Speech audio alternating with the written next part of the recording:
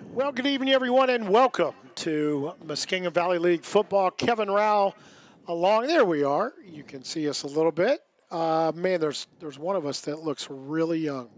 Yes. And Coach, it's not you. Anyway, I'm Kevin Rao. That's my good friend Doug Clifford, and then Sam Roop is the young one right there. Boy, tonight, guys, this is why you suit them up and you go through the summer practices and you play the other 9 games of the regular season for these two teams. And we described them last week as being just minutes apart, right? That's the way we looked at it. Yeah. But again, just a dozen miles maybe between the two high schools. This is what they play for. Coach, I know you have a lot of recollections of Perry County football, but I don't think they get any bigger than this one tonight. No, they don't. This is one of those games where your players can look over their backyard fence and see the guys they're going to be playing across from tonight. And this is a rivalry that New Lex dominated for so long. And then the original Coach Culver turned that around a little bit, and then Bill Nutt arrived at New Lex and turned that around. And so last year, New Lex finally broke a streak and beat the Generals in the last game of the season. So this is a series that is storied without a doubt. And again, we are at New Lexington High School in the city of New Lexington, and it is the Sheridan Generals driving down 13, taking maybe just a little detour to get to the stadium. A little construction going on, but again, did not take them very long to get here. And Sam, this is a rivalry that you and I were talking about a little bit before we went on, and this is a rivalry that in your time, thinking about as a student now here, a senior, kind of dominated really by Sheridan. But then last year, New Lex gets the huge win, keeps Sheridan out of the playoffs. But how do the players today, your classmates, how do they look at it? I mean, they look at it as, well, Tristan Braden told me in an interview that this is last year's win over Sheridan was his favorite memory of his entire football career. Ever. Well, that sums it up. I think it definitely means a lot to these players. And I talked to Coach Board earlier this week, Doug and I, and he said, we're going to make sure that this isn't a fluke. A fluke in the system. We're going to make it a rivalry. Well, and that's what you've got to do is you've got to have equal wins going on to really make it a true rivalry, and that's where we are at the moment. Because you look at the last 2 years before this, Sheridan won 2 years ago. New Lex won the year after that. Now let's talk a little bit about what this means in the playoffs. For New Lexington, it could mean the number 1 seed. That would be great. But they already know that they will have a bye next week. Again, remember, the top 12 teams in each region make it to the playoffs. That's different than last year when it was 16. Because you have 12, you have 4 teams that will get a bye the first week, the top 4. The other 8 play each other for the right then to play those 4. That's the way it works. New Lexington is number 1 in Region 15 in Division 4. In Division 3, you've got Sheridan. They are 11. That's a precarious position. What's going on there is you've got 4 teams battling for 3 spots. And the odds, if you look at the odds, and I know last year it looked the same way and it didn't work out, right? But you've got to believe Independence in the Columbus area lost on Thursday night, and they don't have a lot of quality wins. You'd think they may stay in that 13th spot. Then you've got Athens, who is undefeated, but they're playing undefeated Nelsonville York tonight. Yes, they are. You've got Hartley, who is 1 spot ahead of Sheridan, who is playing at home, but they're playing DeSales. So there's a couple of tough games for the other 2 teams playing tonight. And you would think if you're Sheridan, and maybe it was only 3% last year, but you'd think that it might even be better than that this year. But they do control their own destiny with the win. And, Coach, I don't think there's anything that fuels a 10th week like knowing if you win, you're in. Oh, no doubt about it. I had a team, we were in that same situation, and we were down at halftime, and I'm not going to say things looked bleak at West Muskingum that night, but you couldn't see across the football field. It was so bad. And so we told the kids at halftime, guys, this is it. If you want to go to week 11, you have to win the second half. And the kids came back and they did it. And that was a tremendous motivator for my team. And it will be tonight, too, for the Generals. Now, what's interesting about this team in Sheridan, we know what we're going to get from New Lexington. We've seen them enough, and we know what they bring to the table, and it has been an unbelievable ride at 9-0 and a MVL championship, and again, guaranteed a bye. On the Sheridan side, they're coming off a loss, a 2 overtime loss at home to Tri-Valley. Boy, that just sucks the life out of you, and it probably took a couple days to get over that. You know, you would think that they would have. They're such a disciplined group of coaches and players that I'm sure they did just fine. But coach, coming off a loss like that, does it make it more urgent, or are you still trying to find your legs after that? Well, you know, I talked to Coach Culver here before the game, and I told him it's like you're out in the woods, and there's 2 big grizzly bears there. One's just had a great meal, and he's fat and sassy, and he's looking forward to that hibernation period. And then you got that bear that's had the sore tooth and hasn't had a good meal for 2 weeks, and all of a sudden you appear in front of him. Which bear do you think is going to be harder to get away from? Well, I know think, exactly what you're saying. Yeah, if Sheridan comes in with that sore tooth tonight, and they're convinced that if they want any salvation from this season, Sheridan pride and the rage rules and all that stuff, they're going to come in tonight hungry.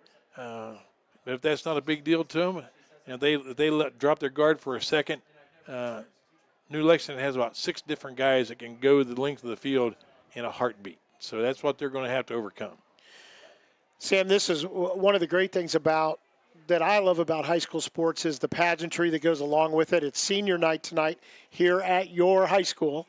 And there's a huge crowd here tonight. They put in some extra stands to, I think maybe the person responsible for that made sure those stands were sitting over there. I did, yeah. But what does it mean to you? Because I'm looking out here, great crowd, cheerleaders, bands. We've got people up on the hill over to our left. There's a bonfire going on out there. They're probably still trying to figure out places to park for some of the late arrivers. But for you in your senior year to look at all of this, what does it mean to you? I mean, I think it's a beautiful thing. Lane Ratliff earlier this week talked about how the one thing that he looked forward to growing up was that he would be able to be on the high school field and he would have the opportunity to beat Sheridan. He talked about seeing his brothers do it and seeing, like, he just wants to go and fight and beat Sheridan. And I don't know, it's a beautiful thing to see, especially because I feel like this is our Ohio State and Michigan rivalry. Like, if you're from Sheridan, we got problems. So, like, that, it's just incredible seeing this turnout for this game, and I can't wait. Well, I don't think you were wrong saying turnaround either, because obviously the last couple of years here have just been incredible for Panther fans to watch, and I'm looking forward to it. I had to pace myself on the drive down here, so I had to make sure I wasn't running afoul of any loss. Coach, on the Sheridan side, they're going to run what can be 2 offenses, which means as a defense for New Lexington, you got to prepare for both.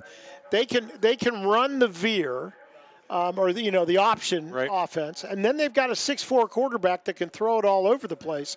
How do you prepare for that in a week's time? Option football is assignment football, so your defense has to play very disciplined. When they see, I believe it's Hupp is their option quarterback. When he comes in the field at quarterback, you know what you have to stop. You have to stop the option attack. You have to stop him from running. And you know when the other quarterback comes in, who's 6'4", you have to play pass defense. So it may take some time in practice to prepare both game plans. But to your advantage, that one guy's going to come in, he's going to throw it, and the other guy's going to come in, and you got to stop the run. So assignment-wise, mentally-wise, you know what to expect from each guy. Well, there you see the Panthers of New Lexington here at home at Jim Rockwell Stadium, about to break the paper and run through, one of the great high school traditions. And we sit on the visitor side just so people are acclimated to what they see on the screen. The Panther will be faced the other way, and here they come. I don't think there's any adrenaline in that group right at the moment. I've gotten to know several of these kids, And one thing is very consistent. The last guy out there in the middle of the field is always going to be Eli Stevens. But yeah, I had a couple of kids of mine that were just like that. Like to be the last one through. Nobody has to worry. Once the gun goes off, Eli will be playing. But these are some they're great football players. But I'll tell you what I like best about them, Kevin, is they're great kids. I mean, every young man I've talked to from this football team is a quality person. And that's important. There's something about Coach knowing, and I know you had a number of great teams that when you know your role, which takes a little humility, right? You can't do everything. You've got to play your 1/11th, some coaches talk about. But when you do that, it usually falls when you have those kind of kids who have the humility necessary to play their role, play it well. And when you add all those things together with the depth that both of these teams have, that's usually what makes great teams. Well, you bet. You can bet every penny you have that there's an offensive lineman that starts for New Lexington that thinks he could be a halfback, or a wide receiver or whatever. That's you played offensive line, you know that. If you win, it's because the fair-haired boy carrying the ball is a hero. Yeah. If you lose, it's because the line didn't block. Yeah, that's right. So that's the nature of the game. But, yeah, these kids from New Lexington, they come prepared. They're very dedicated. And, I think the world of them. Without ever seeing Sheridan, I know what kind of kids Sheridan that's what I was going to say. Too. I think they're some of the best coached kids that ever take a football field, and they have been for 40 years. Well, you don't really have to relearn the coach's last name, Sheridan, right? You do it, and I think Coach Culver, his brothers on the staff, they were great football players for Sheridan. Teams have great runs of maybe a decade and be really good. These guys have been good for 40 years. Yeah. I mean, 40 years. I can't think of any other team in any other level of football that has been good for 40 years. And they're disciplined. They're well coached. That's what New Lex is up against tonight. They're up against a bunch of kids that when Sheridan's football team gets between the sidelines, losing is not an option. They believe they're going to win. And when they lose, they're surprised. Well, and just to give everybody a little bit of a reminder, 3 losses this year for Sheridan, 2 right out of the gate, and everybody wondered what was going on. Of course, one of those was to Licking, and they play almost every year that I can remember that first game, Licking Valley, who is undefeated this year, so they're really good. A lot of tradition there as well. Lost to Watkins Memorial, who's been about 500, but they always have a lot of, that's an athletic school. They have a really good program, so no surprise there. And then last week to Tri-Valley in double overtime. So you're not talking about losses that everybody's kind of shaking their head about. Right. They understand that. In between there, they ran off 6 wins in a row. Yes. And did it in convincing style. So they know how to do that. That's not the question.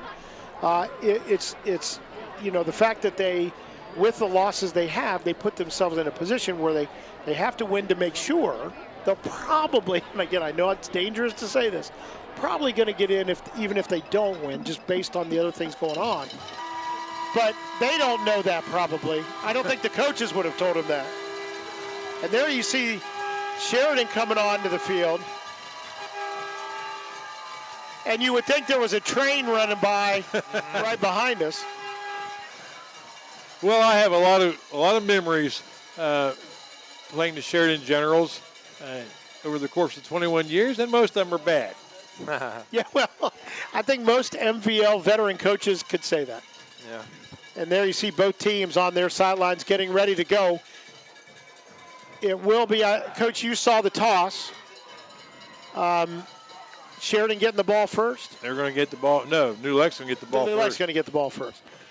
So the home team, the New Lexington Panthers, they will be in black. They've got that cool matte helmet with the, I don't know what we call the paw on it, the orange, kind of reflective orange on it. And thank goodness they've got white numbers tonight. Oh, I'll tell you, since I was thinking, Kevin, I don't know who they're on that red on black last week. I don't know who the wardrobe director is, but give them a raise for both teams. Yeah, that's right. Numbers on all the jerseys tonight. Sheridan, you see there, they'll get ready to kick it off. We won't have to completely depend on Sam's eyes to tell us what the numbers are. No, although he's welcome to chime in anytime he wants. You're feeling, Sam, as we get ready to kick off? This atmosphere is incredible. I mean, when New Lex entered the field, I think they turned the music on the Jumbotron a little bit louder, and everybody is going nuts. I mean, what could you ask for a better game? No, this is it. Feels like fall. We're ready to go. Glad you're with us tonight on South 60 Films. Kicked over to the sideline, going to be received there at the 15. Running room up the sideline, out over the 30-yard line, and that's where the Panthers of New Lexington will get started on the first drive of this game. Sam, was that Mason Ryder on the return? Yep, Mason Ryder on the return.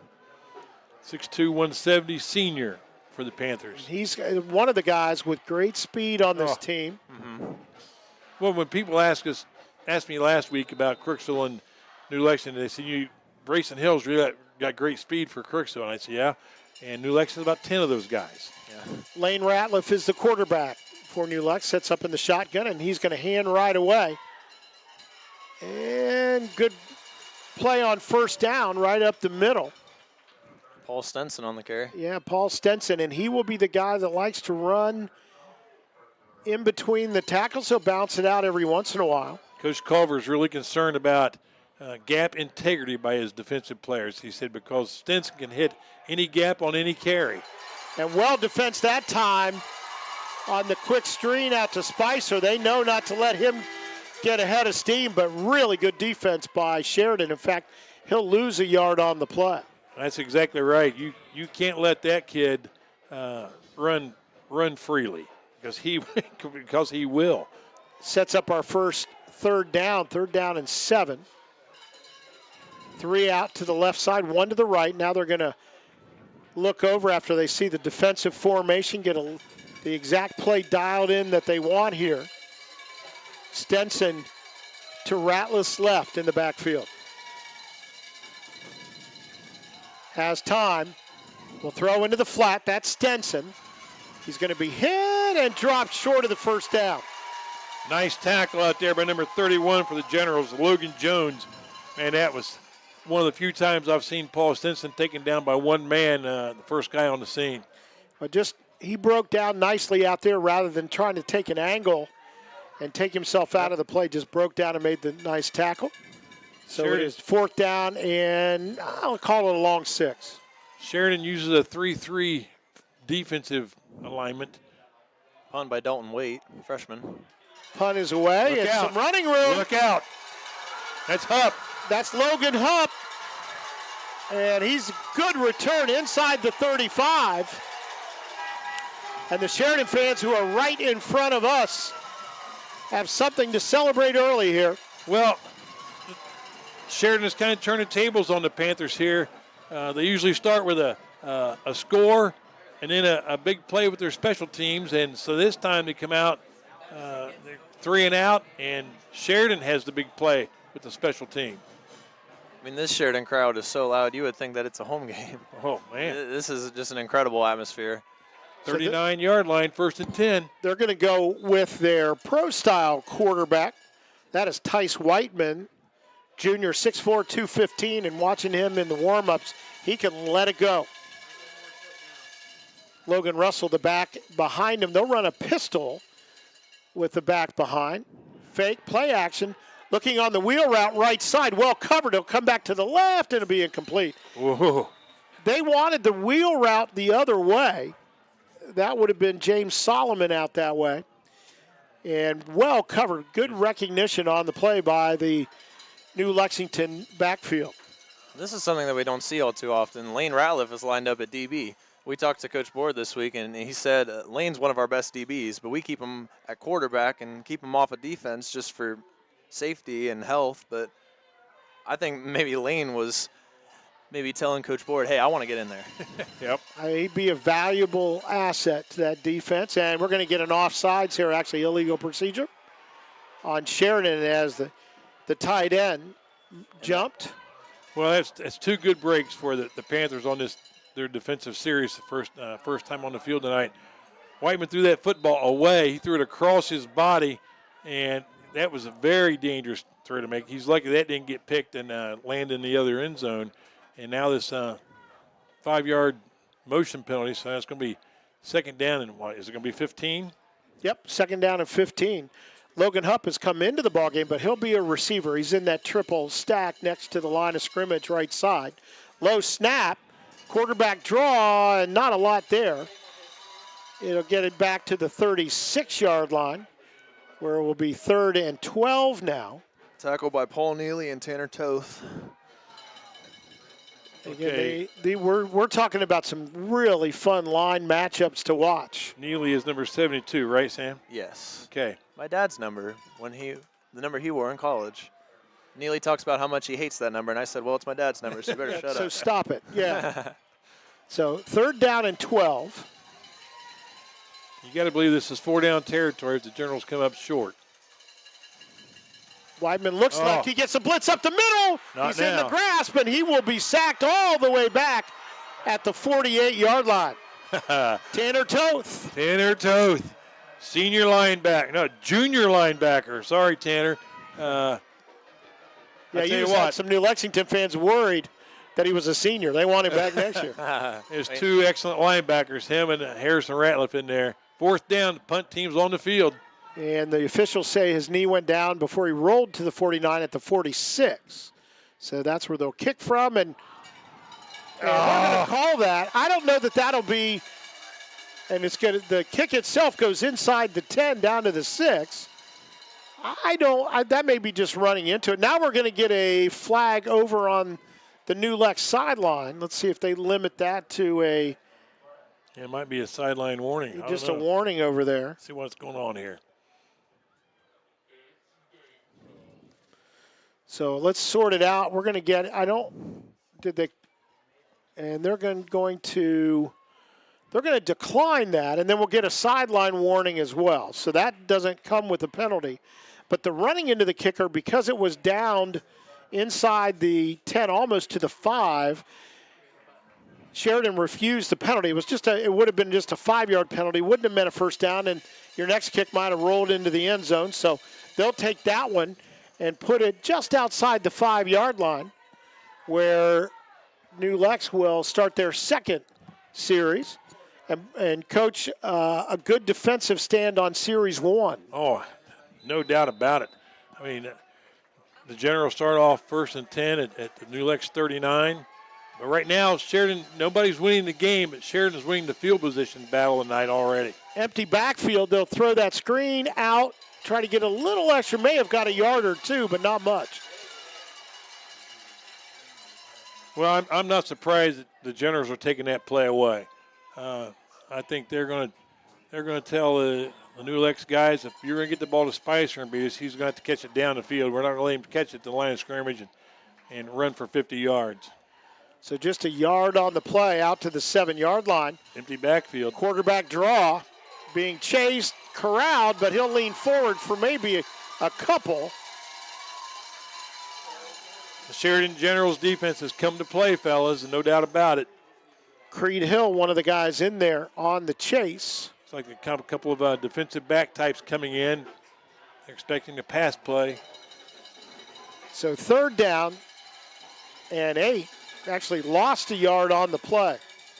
Boy, you got to be careful. I wouldn't be surprised to see the Panthers run this ball. That staggered eye, and they're going to take the penalty. They'll get 5 yards there to make it 3 to go then for a first down. They're good at that. Well, you need so much discipline on your own side because there's just something about that cadence that makes you want to go. Well, this is a big play already. 3rd down looks like about 3. Yep, 3 yards they're going to say from the 13. Let's see how they line it up this time. They're going to go back to the single back. And we've got motion. And the run, leaning, it'll be close. Had to get to the 16, and it just depends where they put it down. They're giving to him. And it is just enough for the first down. That's a big first down. Oh, it's huge. To not have to kick it right back to the Generals. Let your defense get a little more rest and open up a couple more plays being out away from the goal line. Stenson to Ratliff's right side. Stenson looks that way. Now he's going to roll. He's got a little bit of room. Left sidelines, and he breaks through. All the way out over the 40 to about the 45. He made a man miss just inside the 30-yard line and then able to take it all the way out. I told Lane Ratliff this week on our Tuesday podcast with Sam and Coach Board that he's the defensive coordinator's nightmare just because of that reason right there. Sheridan had everybody covered. He had a great pass rush. They lost contain, and that little bell went off in Lane's head that says, time to leave Dodge City, and, man, he did. Here's Stenson, and won't get a lot. Gets turned around, maybe back to the line of scrimmage. Lane Collins, senior defensive lineman, stopped that play. And they're going to give him a little bit. Let's see if. Not much. Nope, I think it's going to be right at the line of scrimmage, 2nd down and 10. Not much time. Get right back up there, do the Panthers, ready to go. And we're going to get a illegal procedure called. Going in motion that time was Terrell King. That little sidestep maneuver. Sam, you think this is the best defensive line the Panthers have faced for a long time? I definitely think so. With the way that Sheridan's defense has came right out the gates, ready to play. And one important factor that I remember Coach Board talking about this week was Sheridan doesn't have a lot of two-way guys, maybe two or three guys that play offense and defense. So this Sheridan team has been preparing all week for this offense. And King in motion will get the ball, able to make a couple miss out over the 40-yard line. Good game. Terrell King on that reception. Man, that was a nifty move to avoid that first tackle. That's the first time that play has succeeded, that quick pass out to a wide receiver, but it's the first time they've thrown to someone besides Tyson Spicer. So he gets 4 yards back after the penalty. They're going to run it this again to this side, and not a lot there. Was that Clayton Locke on the reception? So it sets up 4th down. That was to the short side. There wasn't much room to start with, and Sheridan closed that thing off immediately. That looked to me like Coach Board saying, well, if we can break this and get a first down, great. If we don't, we'll punt it away and keep playing. Well, and you can see, Coach, that they're really cheating to that outside because they know that New Lex likes to run those screens. Well, look at this. 4th down and 9, and they're going to go for it. At least, let's see if they try to get them offside. Nope, they're going to go. The throw is there, but knocked out of his hands. Good defense on the far sideline. It looked like number 3, James Solomon, on that hit. That was absolutely the difference in that play, being a success or a failure, because the ball was on the money. The receiver had it in his hands. Before he could bring it to his body, Solomon nailed him. And did it the right way, put his shoulder into his shoulder pads, and knocked the ball right out of there. Well, we'll see if that was going to turn out to be a good decision or not. Sheridan's going to start again with the ball 1st and 10 in Panther territory. I think I'd have changed field position a little bit on these guys. And they'll bring out Tice Whiteman again to play quarterback again. Remember, he's the guy that can throw it all over the place. Everybody's tight. Look at that formation. He'll hand off to Russell. He'll bounce it out to the left. He's got blocking out in front, and he'll get a first down.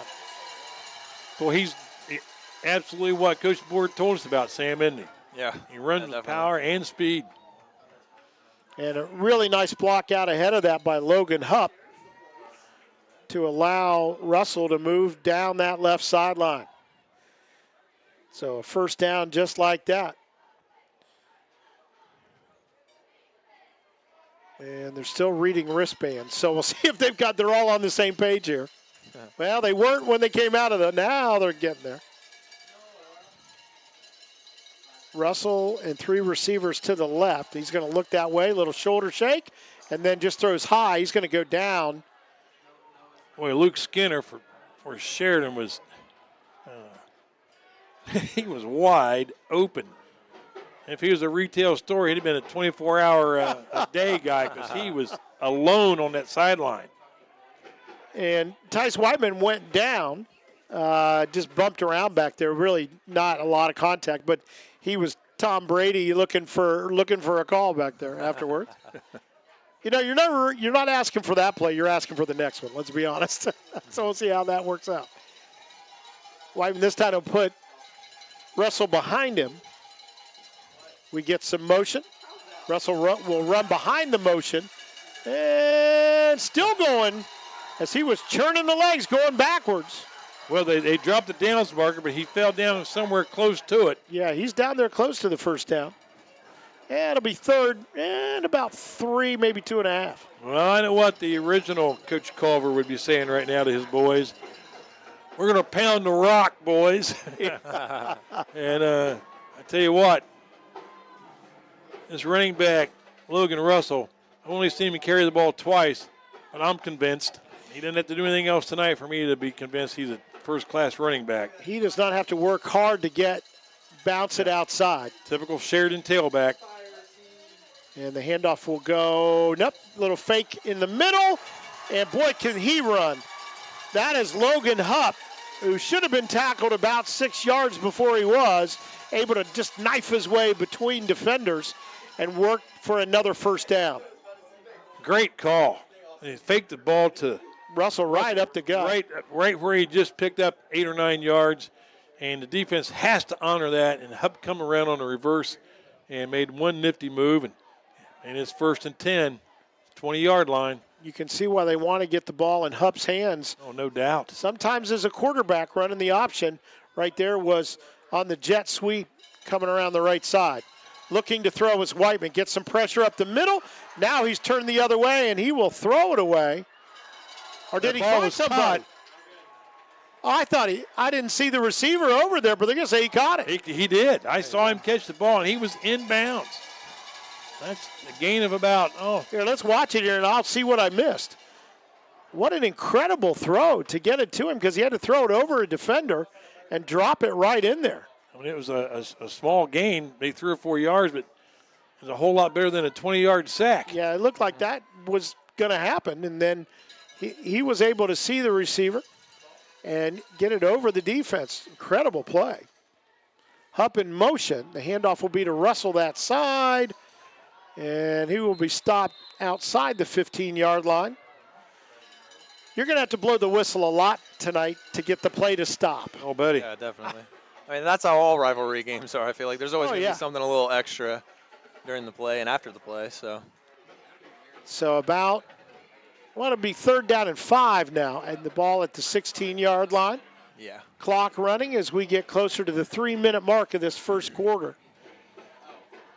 And what a nail biter it has been so far. Yeah, it's both teams probably a little disappointed where they ended up, but Sheridan a chance here to make some noise if they can keep it going. 3rd down and 5. And fake the handoff, a lot of action in the middle. Trying to set up, looked like a screen, instead he'll throw it away. Ends up on his backside, but one of the Rattlers will help him up. There was just a lot going on in the middle of the field there. Both running backs got tied up there somewhere.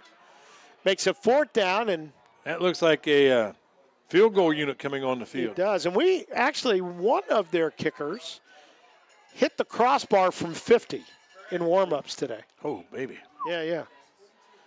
Doing the kicking for this will be the player that kicked it off, Dominic McKinney, a senior, 5'10", 190. Right-footed. Placed, kick. Boom. Plenty of time or plenty of distance, and it is right through the middle. That makes it 3-0 with 2:39 to go in the first quarter. But again, if you're New Lex after a couple of those plays, you're happy with 3 points. Mm-hmm. Not thrilled, but happy that it wasn't more because Sheridan's had a couple of really good looks at it here in the early going and coming away with 3. Well, they have. The field position battle has definitely been dominated by the Generals. I mean, the Panthers went for it on 4th down that time, and I think the ball was in their own territory. And, it's like waving a red flag at a bull. Yeah, it is. we dare you to get to stop us here. Well, they did, and they come away with 3 points. But you know what I've noticed? This is the longest I've seen New Lex play without a breakaway offensive play of 25, 30, 40 yards. You know, take away the scramble by Ratliff, they really don't have a play that's picked up any amount of yardage other than that scramble. Well, I think they're going to have to figure out, Coach, other than those quick screens, which they've feasted on this year, they're going to have to find some things in the middle of the field, I think. Oh, look out, look out. That's going to be trouble. And jumping, getting right down on it. Good heads-up play in the middle of the field. Was that Dalton Waite? Yep, freshman Dalton Waite. Not playing like a freshman there. He had the presence of mind to get on top of that. Well, this will be, I think, New Lex's best starting position of the night. Here we have what we have left in the first quarter. About 2.5 minutes left to go here in the first quarter, and this is New Lex's best field position to start with all night. At the 31-yard line, they'll split 3 wide to the right, 1 to the left. Paul Stenson back in that backfield. Stenson right behind Lane Ratliff, and the handoff will go. And they're trying to work the middle of that field. He'll get it out to about the 35. They'll mark it at the 36-yard line, I think. We'll call it the 36. They're going to go quickly here. 5-yard gain, good amount on first down. And Stenson breaks through, and he keeps his balance long enough to get to midfield. Not only can he break through tackles, if he'd kept his footing there and instead of the carpet monster getting him, he may have scored. He's got good speed. And again, not wasting any time, and it's Stenson right up the middle. They found something they like there. And it's what we're talking about. When you can take some things away, but when you do, you open the door for some others. Well, their defensive alignment is a 3-3. You only have 3 defensive linemen. That's a lot of space on the line of scrimmage to run through. You just have to get to that second level and get a block on a linebacker. At that time, the defensive line stuffed the play. And that'll make it 3rd and about a yard to go for a first down. And you're right, Coach. If you watch the offensive line fire out that time, 3 of them went out to the second level, and they were hoping to make one guy miss, and he didn't. No, number 32, the linebacker, I think that's flag for Sheridan. Stepped up, made a great play. So 3rd down and short.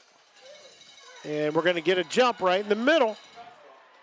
And it makes you wonder sometimes, doesn't it? I was a nose tackle, and that ball is not far away from your face. No, but it is so hard to resist that count. That's what my coach explained to me numerous times. He said, "You're looking right at the ball, Clifford." And it's funny. It just doesn't matter sometimes because that count you're just triggered by it. So it is a first down after the penalty.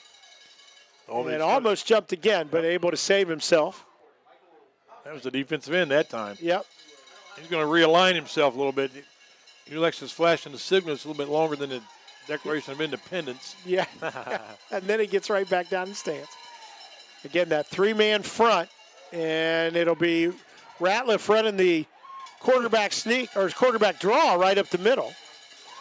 And good gain as New Lexington answering after the field goal with a good drive of their own here down to the 31-yard line. Very patient run that time by Lane. He waited till a little crease opened up and then he hit it. This will be Stenson with a full head of steam, but we have a penalty flag in the middle of the field. And that is usually where holding is going to be called. Yep. And we're all walking back. Boy, Stenson, you can see, though, how he hits the hole. He is in 5th gear pretty quick. Mm-hmm. Well, they found something on the defensive front. And when they use Stenson to take advantage of it, they do. But that's going to be a major penalty. It's a hold, which is from the spot. So it will go back to the 38-yard line where 2nd down and right around 12.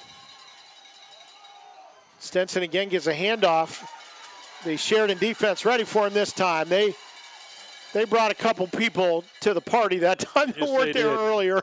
You they've never been a team that you could run the same play at them multiple times. They're going to go to school and figure that thing out. Well, here's the other thing. When Sam and I talked to Coach Board, he said a lot of guys only go one way, but they also substitute. They have situation players that are going to come in now on 3rd and long. So they utilize a lot of guys. And by the way, that does it for our first quarter. 3-0, the Sheridan Generals on top here at New Lexington. Senior Day here for the Panthers in a rivalry that will be talked about for years and years and years, and has been talked about for a long time. Dominated for so many years by Sheridan, although New Lex had some good teams in there too. But last year, the Panthers got the win, and this year, and kept Sheridan out of the playoffs.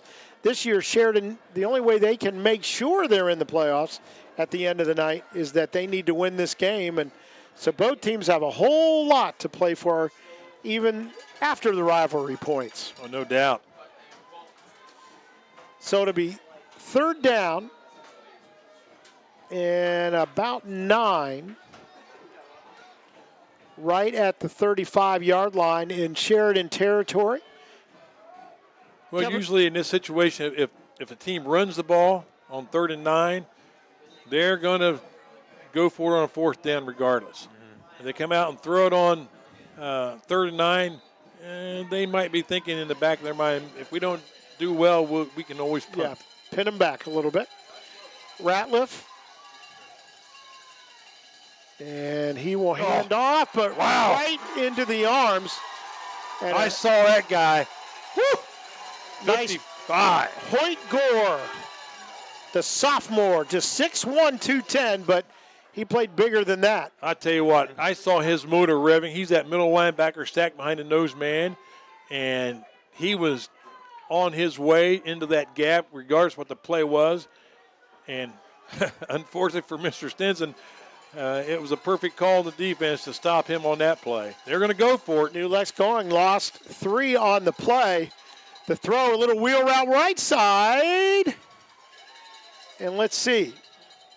Everybody, nobody said anything because it's that close. Usually you can tell by one sideline or the other. I think he's a little short. And that's what it is. Came up about a yard short.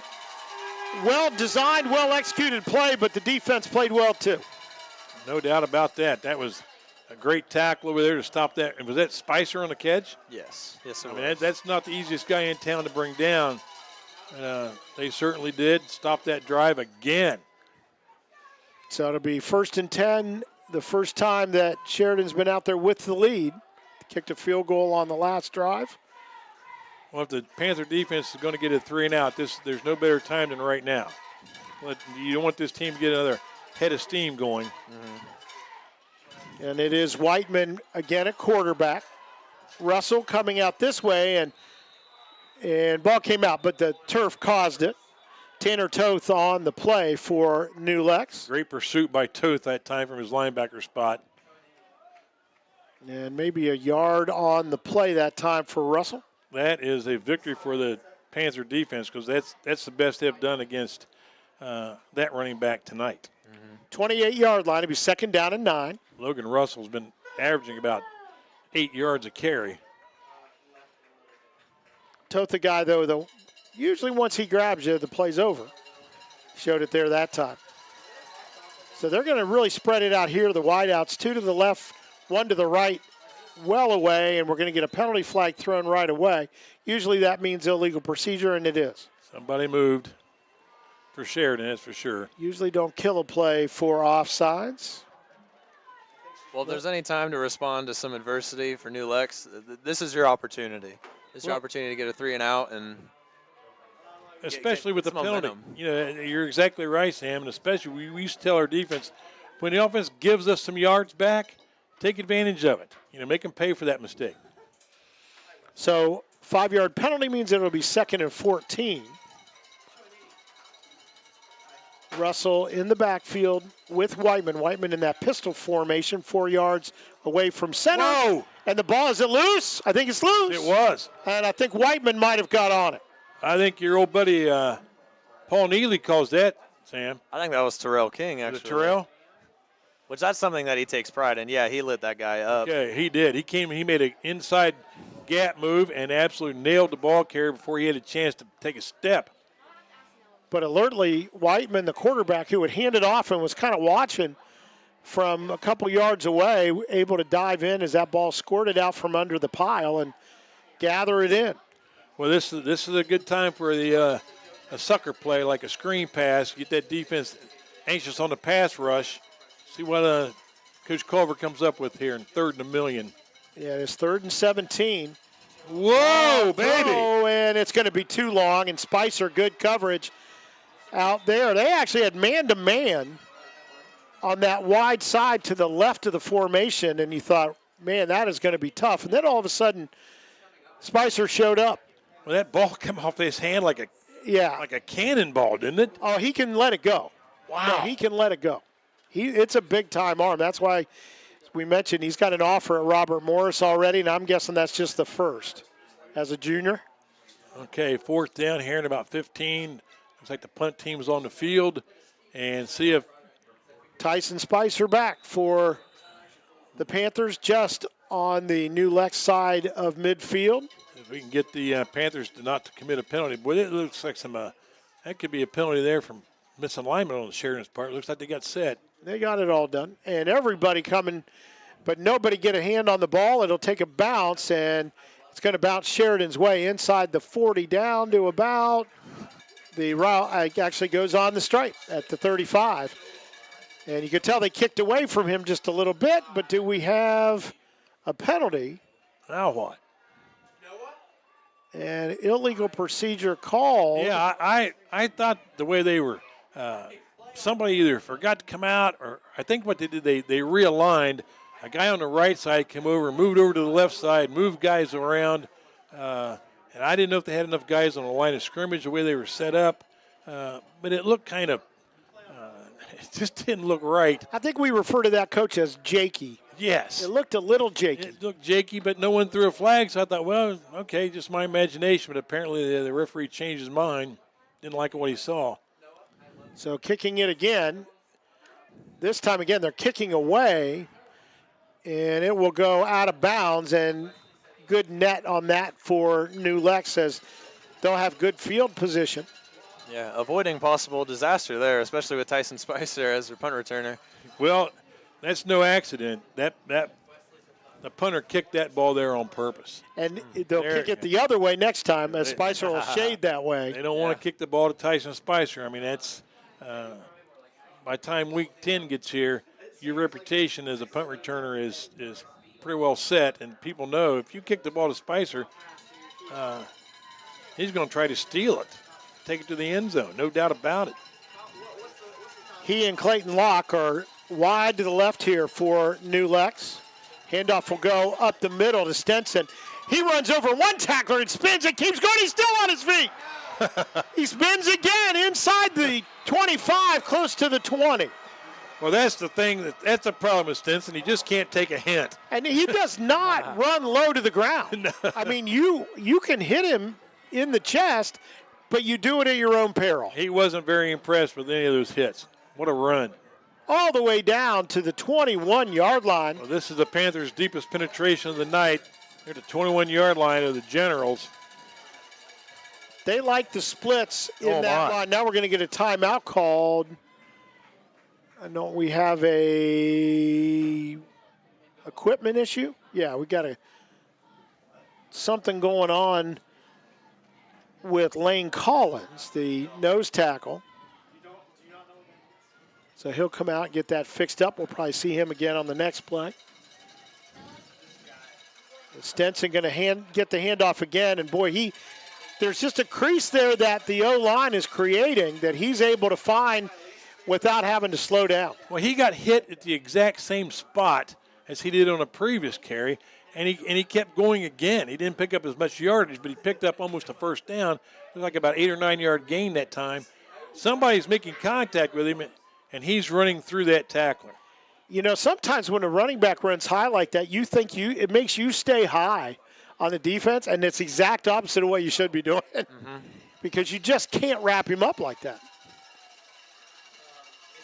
And it'll go to him again. This time he veers off, and you can see the difference. Once he starts to go a little east-west, Sheridan has the better of it because they've got more helmets that get to the ball. Well, Coach Culver addressed that issue with me in the pregame. He said, Stinson, the play can be designed to run off the right tackle or between the guard and the center and the right guard. He said, Stinson will break it anywhere back. And he said, if you don't play gap, if you don't have gap integrity, you're going to give up a big play. And that time they stopped it. 3rd down and 3. The fake looking for the quick pass on the slant. Now looking for running room is Ratliff, and he's going to be stopped. Boy, that was a great tackle. They had a scheme with 3 receivers out to the right side, and he just didn't like what he saw. And that could be disaster if the defense jumps that at that point. So it's going to be 4th down now. A loss of a yard on the play will make it 4th and 4. And no hesitation by New Lexington here, down 3-0. Motion, Spicer goes from right to left. And now they're going to look over and see how that changed the alignment so they can make the play call. Toth will move to the left side. And now we're going to get a timeout called by New Lex because they didn't see what they liked on either of the motion moves that they made there. Well, that's the advantage of offensive play calling today. Back in our day, you sent the play in, they called it in the huddle, and you might have it automatic, maybe. Now, you might send in 17 plays with your signals from the sideline, and your kids are in their stances. I'm amazed that offensive linemen today can maintain that position. Oh, I can't hold even that spot for that long on your fingers. Yeah, that's not easy to do. Well, the interesting thing there was none of the Sheridan players moved with either of the moves. So you know what that means. It probably means they're running some kind of zone coverage on the defensive side, but maybe that's not what you wanted. Right. to that. And then you tried to overload one side, moving Toth over the left tackle, and nobody adjusted to that either. Because that way maybe you can run a little counter or something, but, it just didn't do whatever they wanted it to do. So they'll redo it. So we'll play another chess move here. Yes, we will. Well, this drive started out so promising for the Panthers, and right now they need to get 4 yards against a defense that has made some big stops so far already tonight. Ratliff brings him up. It is Stenson to his right. A throw on a slant. It's complete. Spicer, did he get in? He's money. Touchdown, New Lexington. What a pass. What a throw from Ratliff right on the money. And I'll tell you, you get the ball to Spicer that close to the end zone, you better have a net to catch him. Well, one of the incredible things that he did, I think, on Spicer's, it wasn't a usual slant where he just takes off. He found a throwing lane. Yes. And he just sat. And Lane Ratliff took advantage, threw him a perfect ball. The only question was, would they be able to stop him at the 1 yard line? Go for 2. Coach Board trademark. Stenson comes back, and we're going to get another timeout called. And we've got illegal procedure called against New Lexington. And this is something that Coach Board has harped about for multiple weeks, that the biggest problem is penalties. It's the mental. Remember, Sam? Type of penalties. Remember when he told us he didn't get too upset about penalties? And I reminded him that he nearly had what my mother would call a conniption fit at Tri-Valley when they had a 5-yard penalty. He said, well, okay, I get a little wound up. So Okay, we're going to kick it. Eli Dixon as the kicker. Junior. It's got the distance. And it is good. It'll make it 7-3 in favor of the New Lexington Panthers here at home, their first lead of the game. But an impressive drive and pretty gutsy call on the 4th down play. Well, right now I would say Coach Board is leading the league in 4th down calls on a Friday night in a starring role. And that one worked. That's the first one it has. It's Southeastern Ohio's answer to the Detroit Lions, Man, who just do it all the time. I mean, when he went forward, I think it was 4th and 9, and he had the ball at his own 45. I think got been one of the assistants, I'd have called timeout and asked for a saliva test. Come on, Coach. What are you thinking here? I would have made sure somebody knew CPR that was standing close to Yeah, me. I mean, this isn't one of those teams that we're going to, turn the clock on in the second half and go home in about 15 minutes. This is the real team. Well, now we've dug in here with Sheridan getting the first score, a field goal, and then New Lex coming back. And again, gutsy call on a fourth down inside the red zone and finding Tyson Spicer with the football, who ran just an excellent route to make himself available for the throw. Well, think back. Sheridan had to repunt, and the Panthers gained 15 yards on the exchange. First down play, Stinson ran nearly for a touchdown. Two big plays in that drive.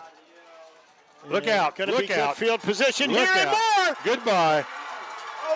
That is Logan Russell, and he is going to go the distance. You couldn't ask for a better answer for that. For that last touchdown for New Lex. Now it's 9-7, just like that. And if you thought that the fast guy on that team is Logan Hupp, you probably have to add the name of Logan Russell in there, because that was just... Well, I had a discussion with a guy today, and he was telling me that the faster runners have a short stride. Well, I'm going to have to beg to differ, because that time... Man, Logan Russell looked like he was getting about 5 yards a step. And he just doesn't looks like he's working that hard. I mean, when you have that kind of stride, it just looks easy. Great blocking. And into kick and make it is Dominic McKinney, who had the field goal earlier, so he adds an extra point, and it just like that, 10-7. And you know what? It just sets the table. Let's see how the new Lexington Panthers respond. That's right. I can only think of one other time that they were behind in a game, and that was at Tri-Valley. Opening possession, they fumbled a kickoff. Tri-Valley had a 13-play drive from the New Lex 25 and punched it in. And then it didn't take long for the Panthers to regain the lead and win the game. But now they've been behind again in this game twice. So we'll see how they respond this time. Still lots of time to go before the half, 5:52. New Lex has already used one of their timeouts. Just keep that in mind. I think right there we saw one of the downsides of having a younger kickoff team. I think New Lex only had maybe two starters on offense and defense on that kickoff team, and you could tell. I mean, Sheridan had Logan Russell and Logan Hupp back there. I mean, yep, no doubt. I don't know. I don't know. Well, it's something that New Lex has been able to get away with all season. Mm-hmm. And it's a different guy tonight. It's a different team. They're down the field. Terrell King with the football, still rolling around, gets outside the 25. And so let's see how the Panthers respond. Nice deep kick. Great coverage by the Generals. You can definitely see a momentum swing, even with that one score. I mean, New Lex had all that momentum. Now it's just gone. And we're going to see how New Lex can respond to that. Well, you can only get momentum. Just take it. You got to go get it. Let's see how they do respond. Indeed, they're going to send three out wide to the right.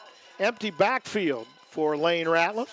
I'm sure the defense has had a little strategery there on the sideline to how to stop the Panthers. That last drive. Comes back to the backfield. There it is. And he is hit right away. Driven back.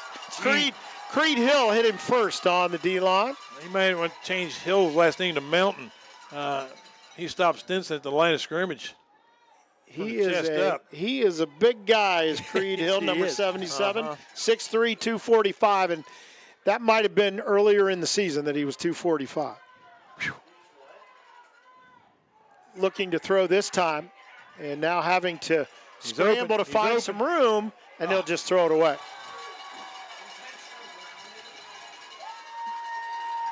Make it 3rd down and 9, and the Sheridan faithful feel the momentum in the stands. The players on the sideline. Let's see how their defense continues to respond here on a 3rd and 9. Well, they had a receiver here on the sideline, and he looked open to me at first, but then I looked a little closer, and that defensive back was just baiting the quarterback, just go ahead. Yeah, a go ahead. little sandbag in there. I'm a little just closer than you yeah. think. And he, Ratliff wisely threw it away. Straight back, looking to throw. He's going to be hit, but not wrapped up. He's got running room, and he'll have a first down. Just past the marker. So again, Lane Ratliff creates something out of not much because he was hemmed in. Yes, he was. That's the kind of difference that Lane Ratliff makes, and this is his first year starting a quarterback. It's incredible. Been using. Wow. And Stenson rolls off what would have been a loss, and he'll get a couple of yards. Well, I had a great look that time. These guys were right in front of us, and it looked like the defensive line and linebackers for Sheridan were playing football on the other side of the line of scrimmage. I mean, they absolutely beat the offensive line to the punch that time, and that's saying a lot with this offensive line that New Lexington put on the field this year. Under 4.5 minutes to go in this first half. Toth moves out to the right. He'll get the pass behind some blocking, and he'll maneuver out closer to the 45. And the difference that we've seen in other games with New Lex this year, the Sheridan defensive backs sometimes will just toss you aside and make a play against the receivers. Yep. That has been a battle tonight. So on the play, let's give him 3 yards to make it 3rd down and 4. And again, we have a little bit of change in the defense. The corner and the safety switch spots. And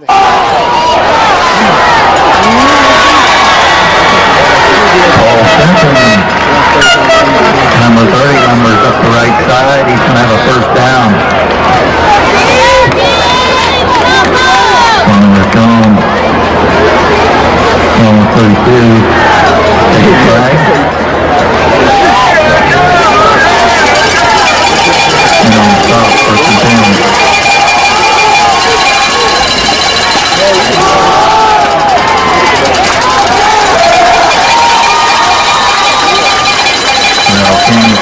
Middle, nothing there. Stephen Colton 5, ball carrier. Number 9 at the bottom of the pile. Connor Tuba player for the Ohio State marching band. He dotted the I on that tackle. I mean, he come in there and he put a bruise on somebody that's not going to go away for about a month. And again, taking some time here. Clock ticks down, 3:17 and counting here in the second quarter. 10-7, Sheridan. And the fake pitch, holding on to it is Ratliff, spins out of one tackle, and he should have another first down. Just maybe by a half yard. Sam, I think that's that move that Coach Board says he kind of holds his breath on when Logan puts that shoulder down and runs into somebody. Yeah. Going quickly are the Panthers. Empty backfield, quick throw out to the right side. That lock? It is. I think that's the most that they've gotten on a screenplay. I believe it is, Sam. Outside. Well, you know what? And since they've run up the middle so much, they've made him cheat a little bit more to the middle. Opens that up. Yeah, we're finally seeing New Lex kind of find that rhythm that they've been looking for all half. You bet. And again, they'd love to do nothing more than score and then not allow Sheridan to have any time left. Sheridan does receive the second half kickoff, so if you're New right. Lex, you don't want any time left for Sheridan to go down and maybe score and then get the ball back. And ball's out, but I think he was down. I don't think so. They're going to say no. It came out right away. It came out on the hit. And Sheridan will get it back just like that. A good run for Colton Mathias, but just came out. I thought he might have had a knee down, but too far away for me to make that judgment, and nobody questioning on the other side. No, not at all. A game of momentum. It really What is. we've seen, and a lot of the momentum has swung in Sheridan's way this half. I'm interested to see how New Lex is going to respond, but you just got to keep your momentum. Well, you're going to find out in about 3 seconds. Logan Hupp is going to be the quarterback on this series, as they're going to grind it on the ground, try to take the rest of the clock. That's what I think, Big too. time runner, big time speed guy. And he's going to hand off to his first option, right up the middle, Logan Jones. That's that triple option that Coach Bohr was talking about. And Mrs. Gibbs also mentioned it's the all Logan backfield. Logan Hupp, Logan Russell, and Logan Jones. So that's a little bit cool. Cool and confusing. A little bit. On the bright side, yeah, we'll take it. Unless there's 4 Logans on the team, I think it'd be pretty easy. We're just gonna say Logan. The heck with that it. was Dalton Wade on the tackle. Freshman's in there playing. Second down and 10. And Low snap. Just a quarterback run. And he has room. He's going to try to stay in bounds. Let's see if he does. Nope. Was Move the pushed out chains. at the end, but it will, as Coach says, move those chains. Well, the outside man turned the play back in, but the next man in the defensive fence wasn't there. Just a little too far to Yep. kind of step into that gap. And you can tell Hupp, he's just a fifth gear guy all the time. Oh, yeah. And right there, you saw Tyson Spicer wrapping up Hupp by the ankles, and Terrell King came in with the exclamation point. Yep. A lot of extra stuff going on in between plays, but you can expect that from a rivalry like this. That's all it's going to be. A minute 34 to go right up the middle to Russell. Now, you know, the thing that has been a trademark of the Sheridan offense forever is the quarterback is reading that handoff. I mean, that is not a predetermined handoff. He looks down that line, and if the defensive end or whatever player he's looking at collapses to the inside, he pulls the ball out, and then he runs it. And back in the day when they ran a triple option so well, they had a pitch back. In this offense, it's just the option is the fullback or the quarterback, and that's it. But that time, Hupp read handoff and gave it away. And again, it's Russell trying to bounce around. He'll be out to about the 40, but still, now we've got some extras, and this is going to be a big call right here. Yes, it is. Tristan Braden on the bottom of that pile. Somebody was giving somebody else the business. Let's see if they call it that way, Coach. One of the most famous NFL calls of all time. Giving him the And business. They're going to talk about it. They're going to talk to the guys in black. That means it's on the guys in white. And that could be offsetting. They could do it that way. Nope. It's going to go against Sheridan. You see their huddle moving backwards. Well, you know, I saw the ball carrier come out and you know, where he was, you know, finally hit the ground and was tackled. But all the action was occurring 3 yards behind him. And I think one of the offensive linemen was definitely giving somebody the business in there. Well, and you know, Coach, in those piles, there's a lot that can go on. Yeah. Many of things I'm still trying to forget. I plead completely not guilty to that. You would have never done that as a defensive end on anybody. Kevin Rowell, Coach Doug Clifford, and Sam Roop with you tonight from New Lexington High School. The famous Jim Rockwell Stadium. One of the places where your stadium is a little different than the school. Used to be the case with Crooksville, for example. Now it's right there. We saw that last week. But Rockwell, I don't think is ever going to get closer to the school unless they move the school, which they are moving more things out here. More of their programs and more things going on. But this is an institution. Yeah. And you're going to probably have playoff games here with other teams, not the New Lexington Panthers. I mean, although they will have one. We know that. Yes. Here. Yeah. A little cool fact for you. Behind us, behind this press box, that parking lot actually used to be the old high school. So is that right? It used to be on campus. So that's the reason this is here. Yep. Yeah. That's Well, there you go. we would dress in a little tiny locker room and then come out and finish dressing in the stands that overlook the gymnasium floor. And you know, the facilities in the Muskingum Valley League have improved to the point that it's hard to even fathom what they used to Oh, be. it's crazy. 50 seconds to go here. And it is second and a bunch. I'm sorry, third and 19. And lots of Look room. out. Look out. And Hupp will have a first down. New Lex was hoping to get the ball back. Hupp didn't think his knee hit. And we've got some discussion going on the near sideline here. They're calling a false start, I believe. And I think we've also got a violation over here because that official, I think, bumped right into somebody as he was trying to run down the field. You don't see that very often. But that's not going to be marked off because that would have been the first call that way. Well, Coach Culver is not at all happy with that He is not. call. And it's going to go back to the 18-yard line, where it'll be third down all over again, but this time 24 yards to go. Well, you know, I know what has to be on his mind. Someone just got thrown out. Holy cow. Someone got thrown out of the game? A fan, I believe. I think it's a fan. Yeah. Sheridan hoodie on.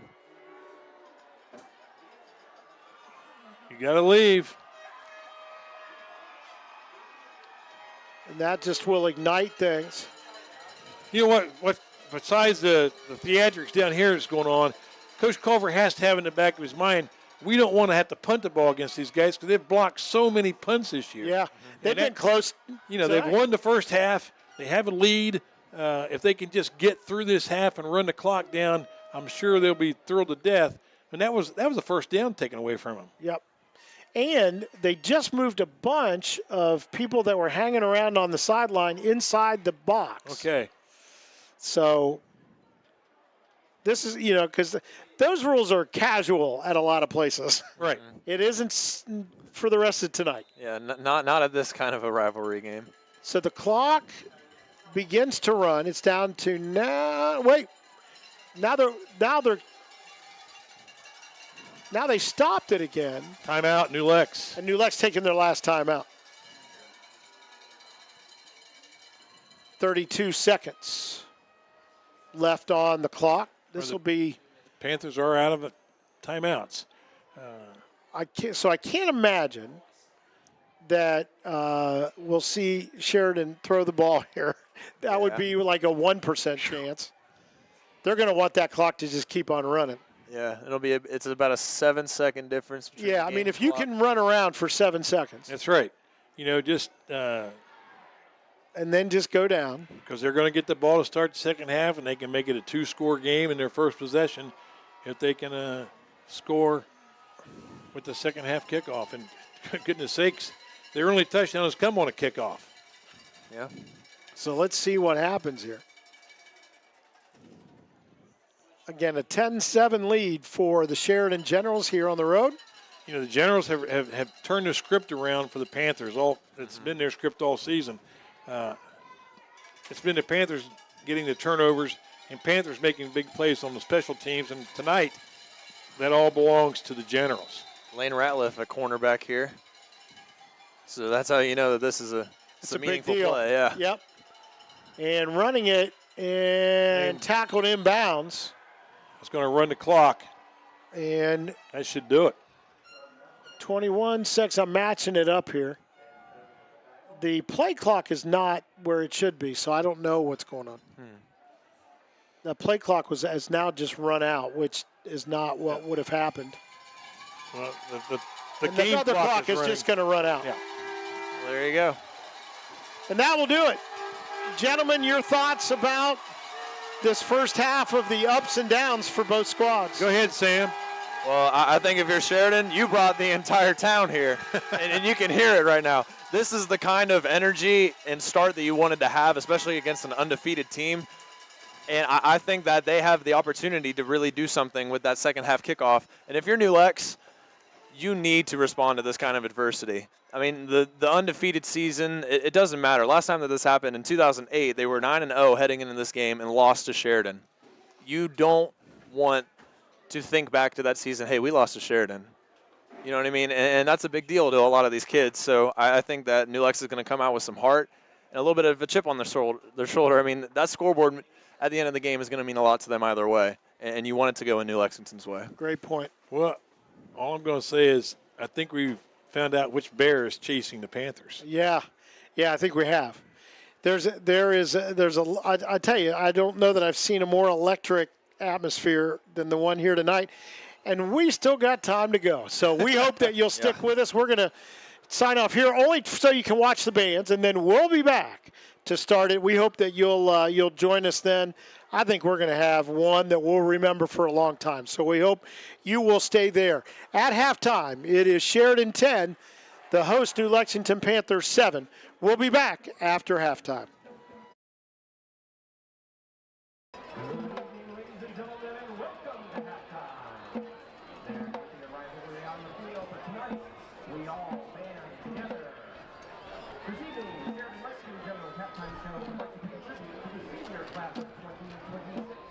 senior class of 2026 by performing songs selected by our seniors. Our first song features marching formations written by senior snare drummer Isabel McKinney. Here is Fall Out Boy's hit, Senshi.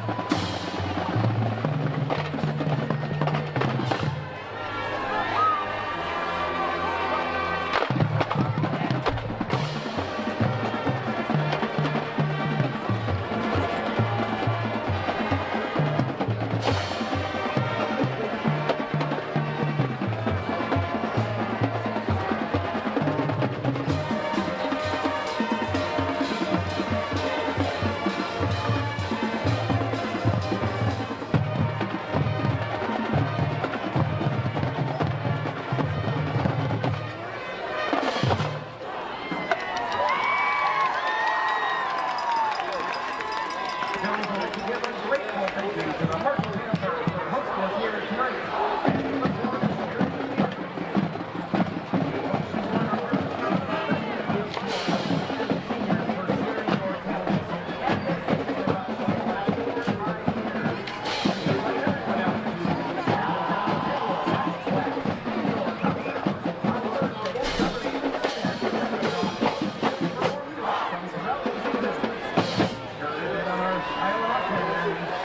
Look forward to seeing you there.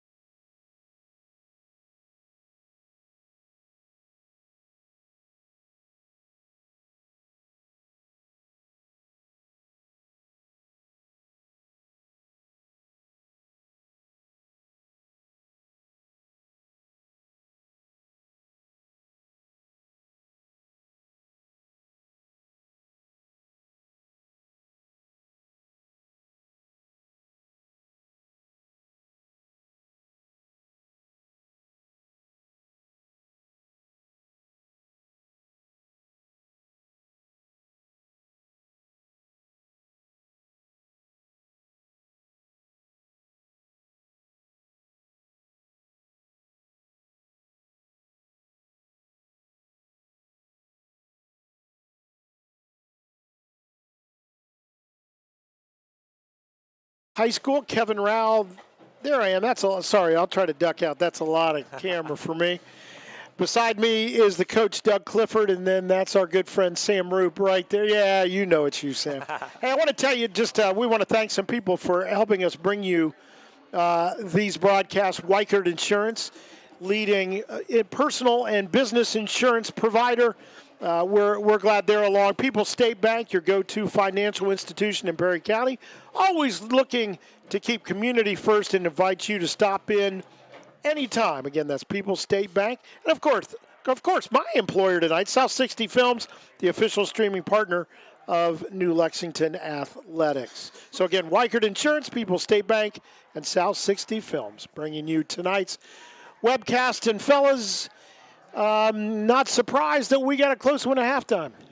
Well, not at all, especially with a former fighting Wilmington Quaker on this coaching staff, Greg Forsyth, longtime friend and fellow Wilmington alumni. He's upstairs in the booth.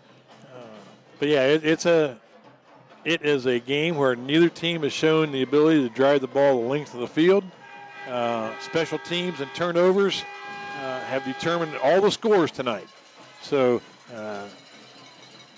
I'm not going to be a bit surprised. And here we have some highlights that we'll watch. This is Lane Ratliff on one of the big plays early in the game for New Lexington on a scramble out of some pressure. And then another guy we've been calling his number a little bit here tonight and a lot of different things, Logan Hupp on the rush there. He later played quarterback. Here's a throw I still can't get over. That is to Hupp.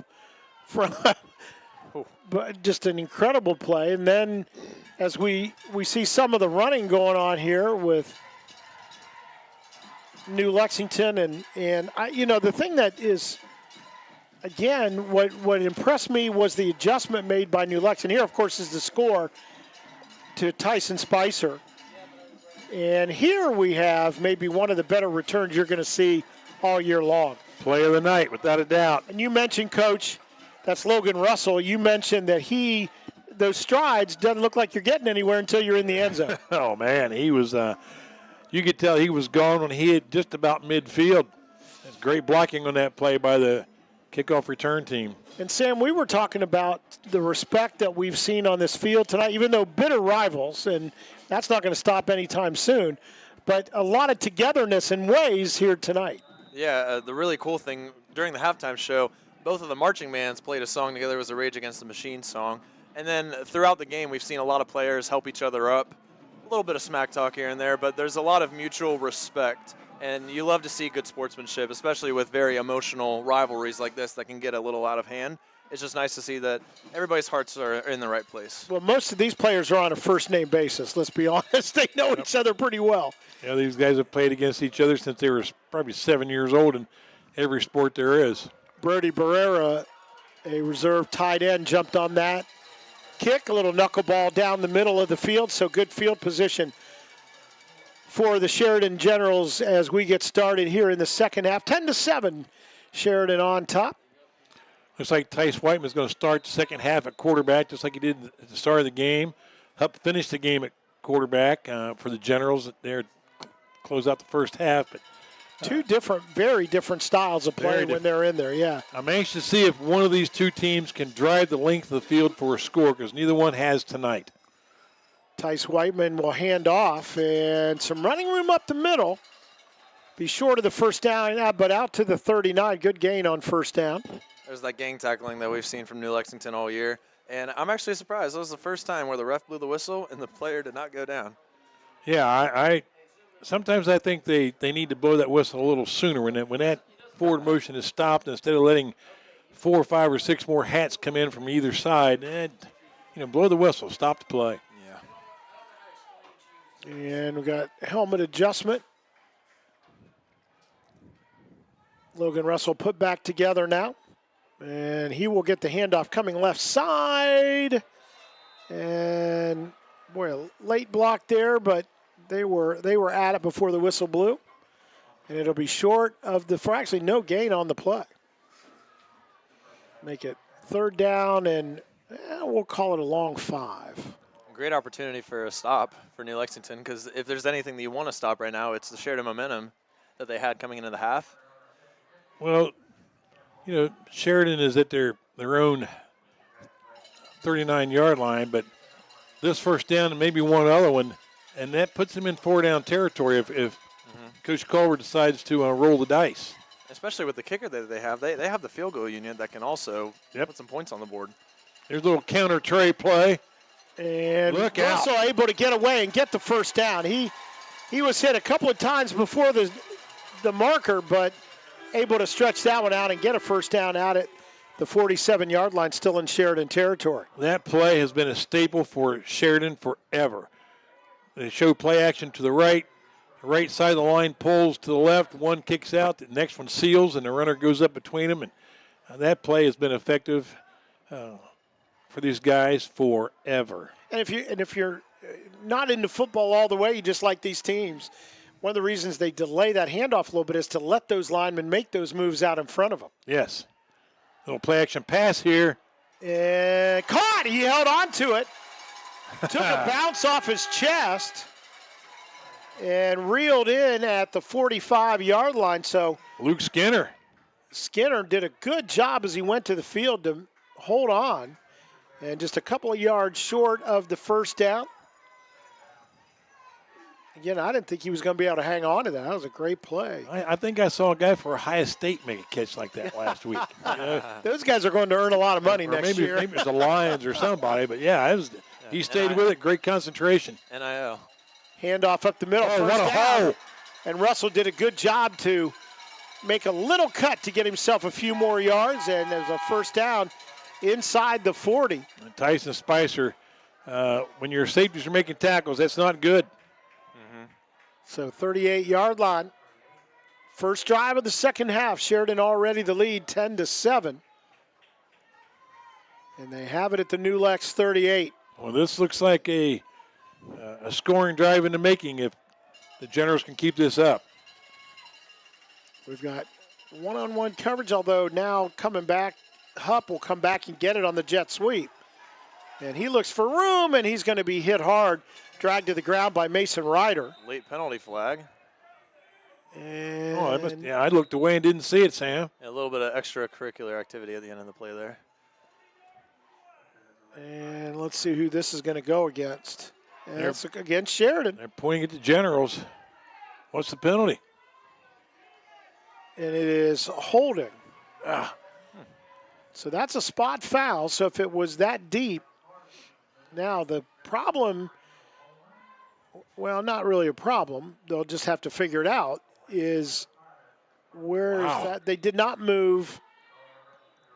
No, they're actually fine. The markers did not move. That was my mistake. But the down marker will go back to the 48-yard line. So really a 10-yard penalty in effect to make it first down and 20. So that holding must have occurred near the line. And looking at little shoulder shake, down the field it goes. Spicer never saw it. No. But he stayed in the way long enough that Luke Skinner couldn't work his way around him and make the catch. It looked to me like Skinner took his eyes off the ball because he thought the defensive back, Spicer, was probably had a better angle at it than him. And I think had he just kept running, he may have run underneath that thing because Spicer never did see the ball. So second down now and 20.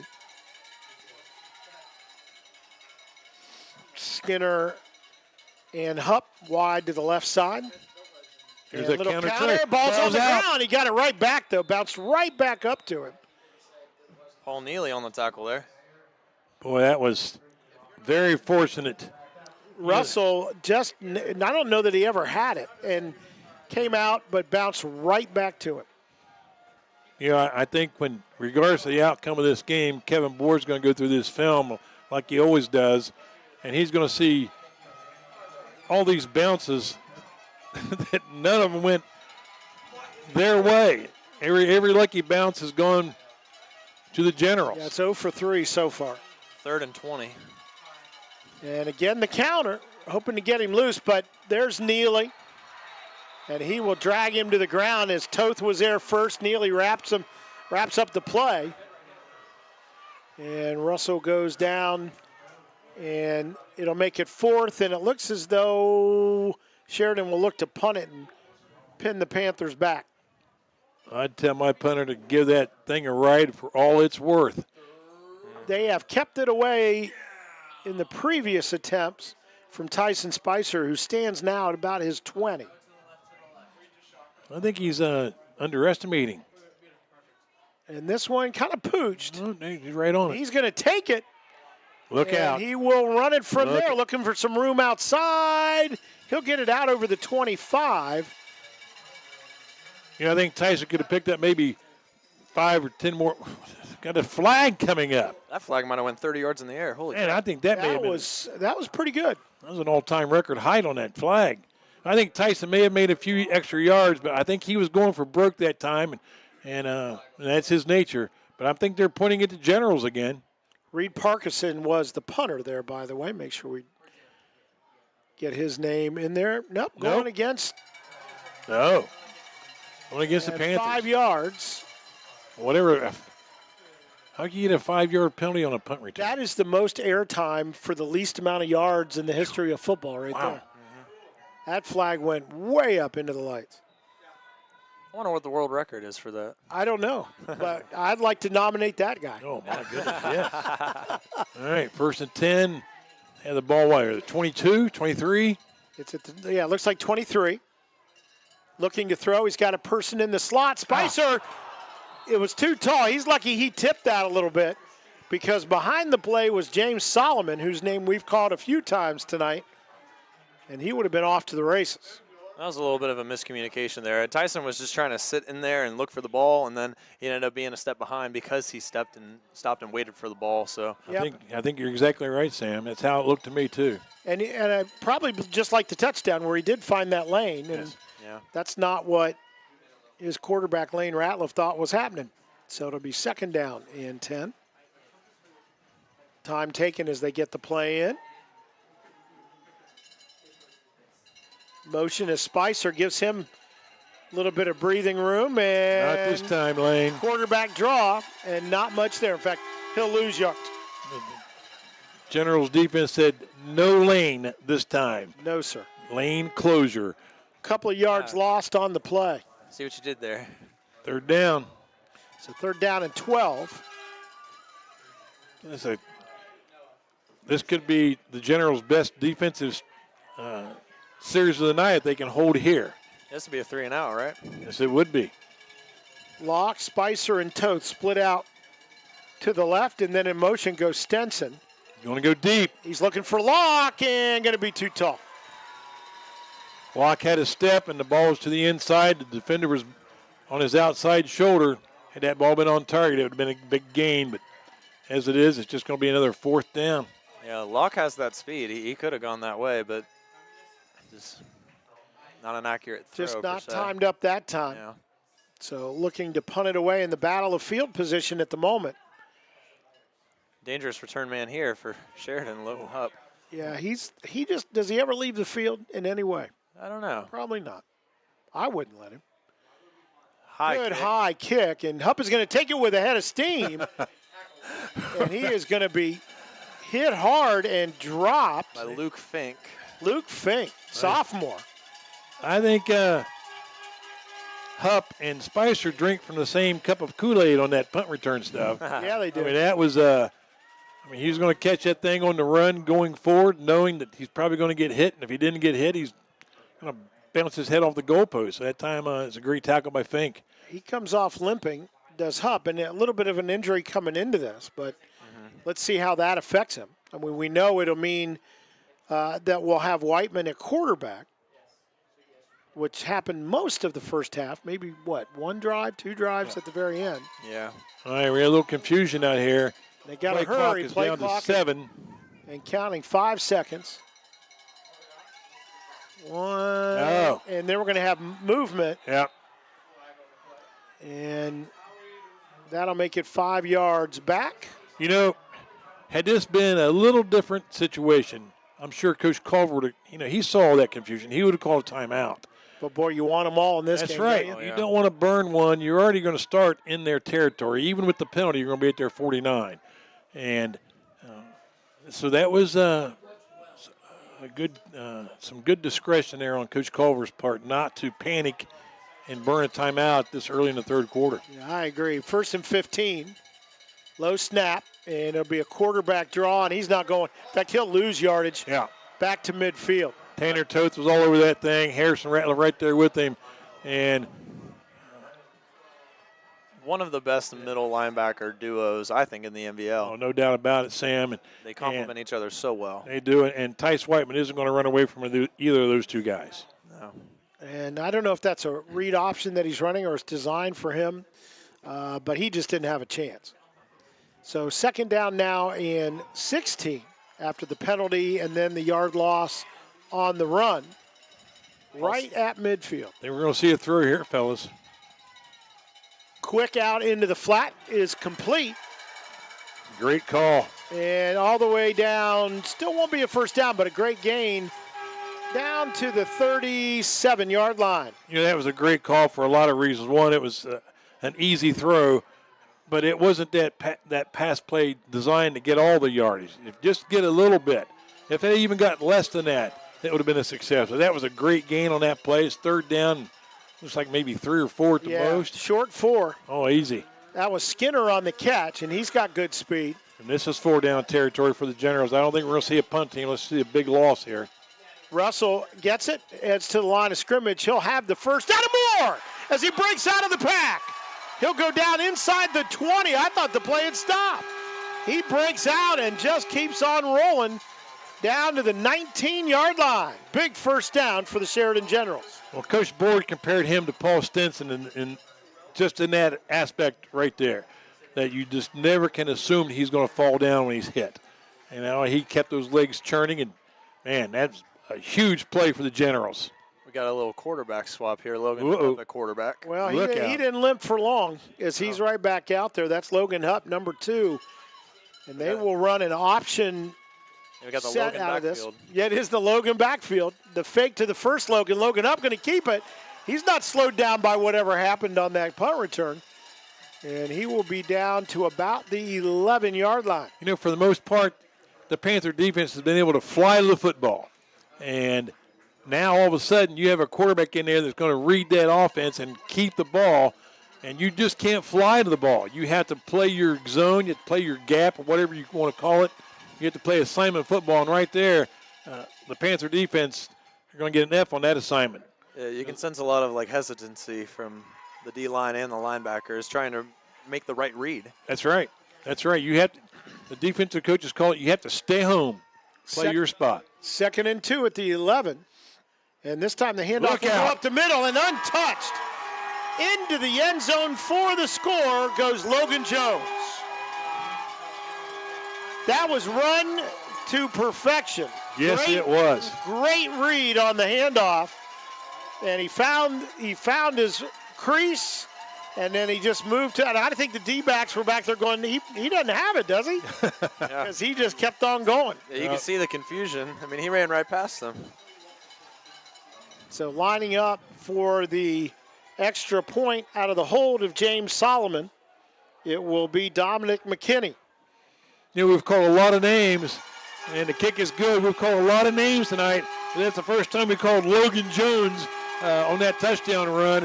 And when you're a fullback, you don't get a lot of opportunities. So when you get one, he definitely took advantage of it.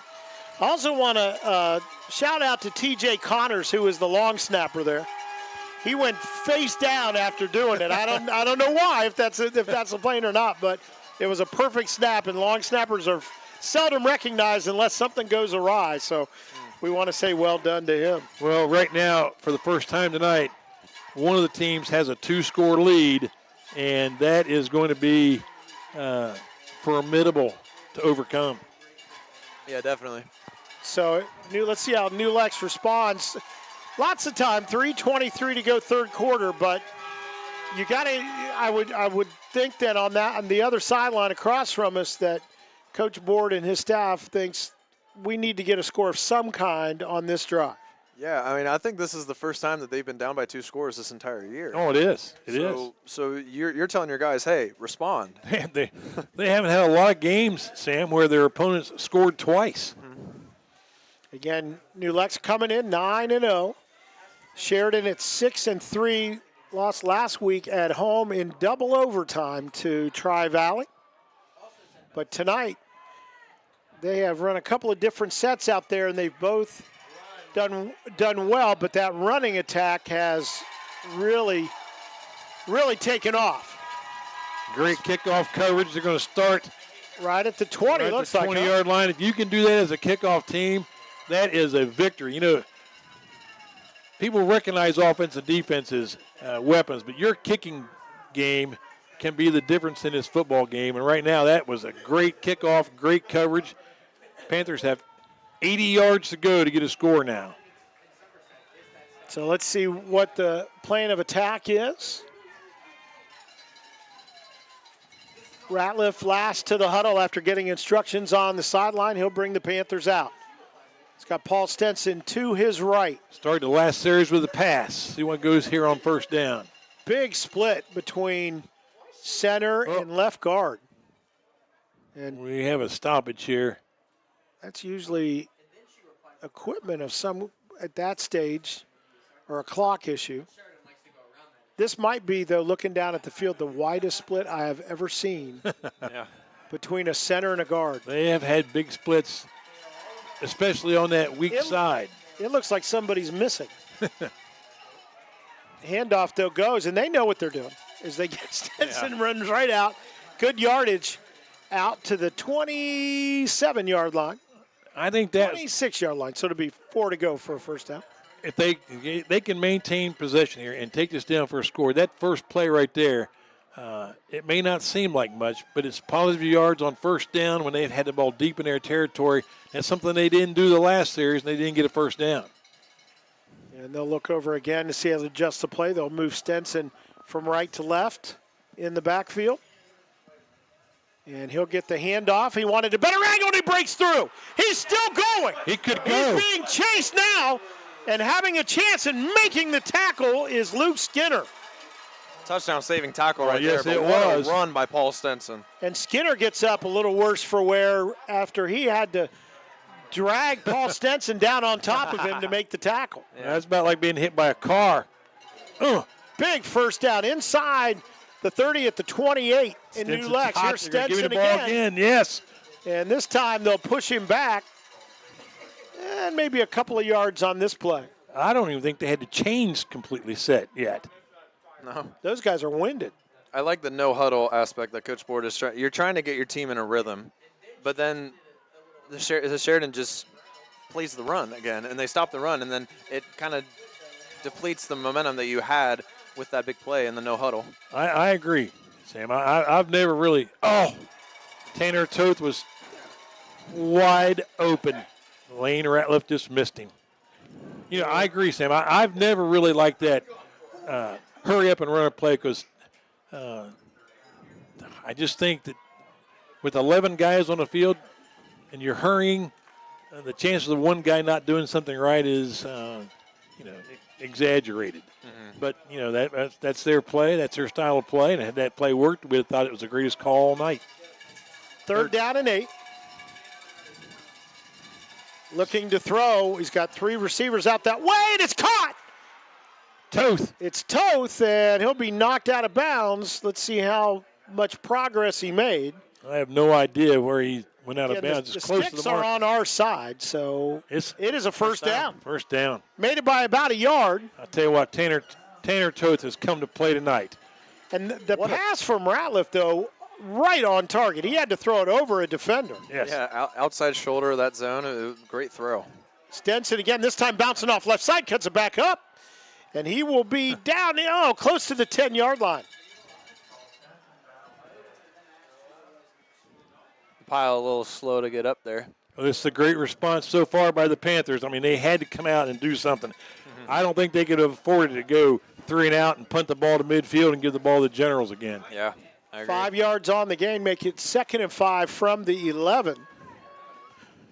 Clock is running 1:11 and counting here in quarter number 3. Ratliff to Stenson, and then the fake behind to Spicer, but the guys up front they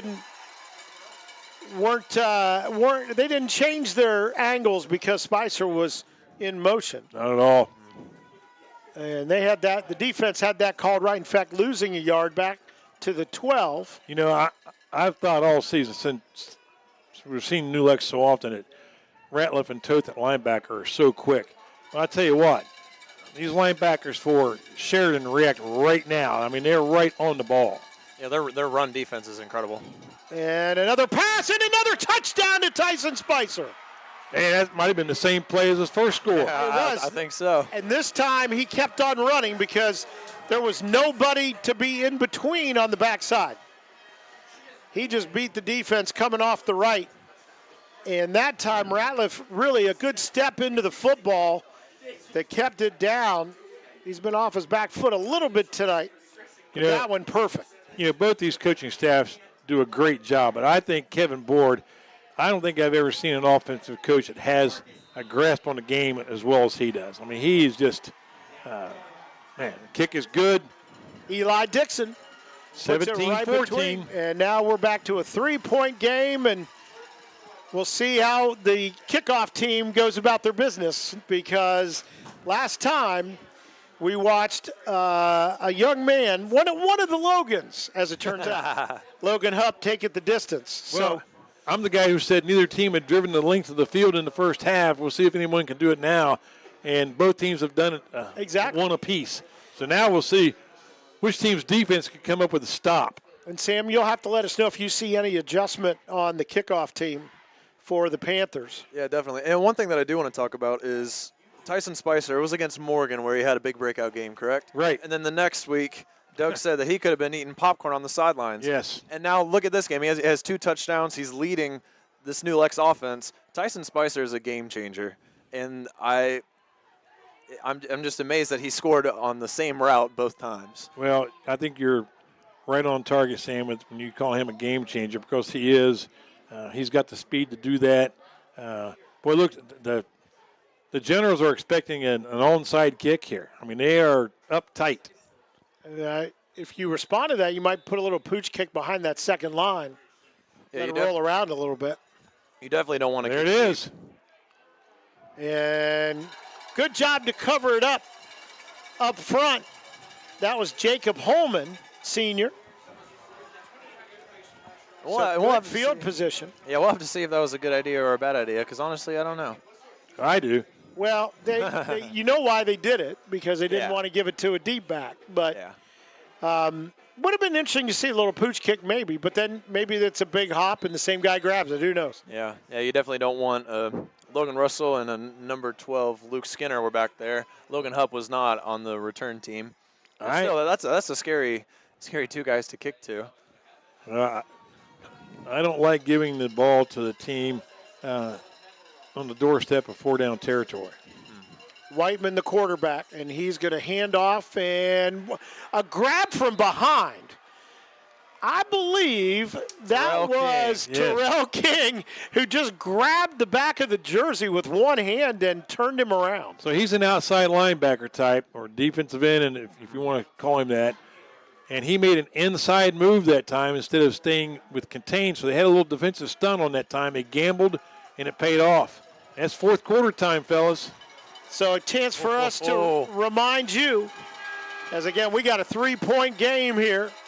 And they will put 12 minutes back on the clock for fourth quarter. But we want to thank Wichert Insurance. Hey, if you need personal or business insurance, stop by Wichert Insurance. They are the leaders in our part of the world, so we hope that you'll stop in and tell them we sent you.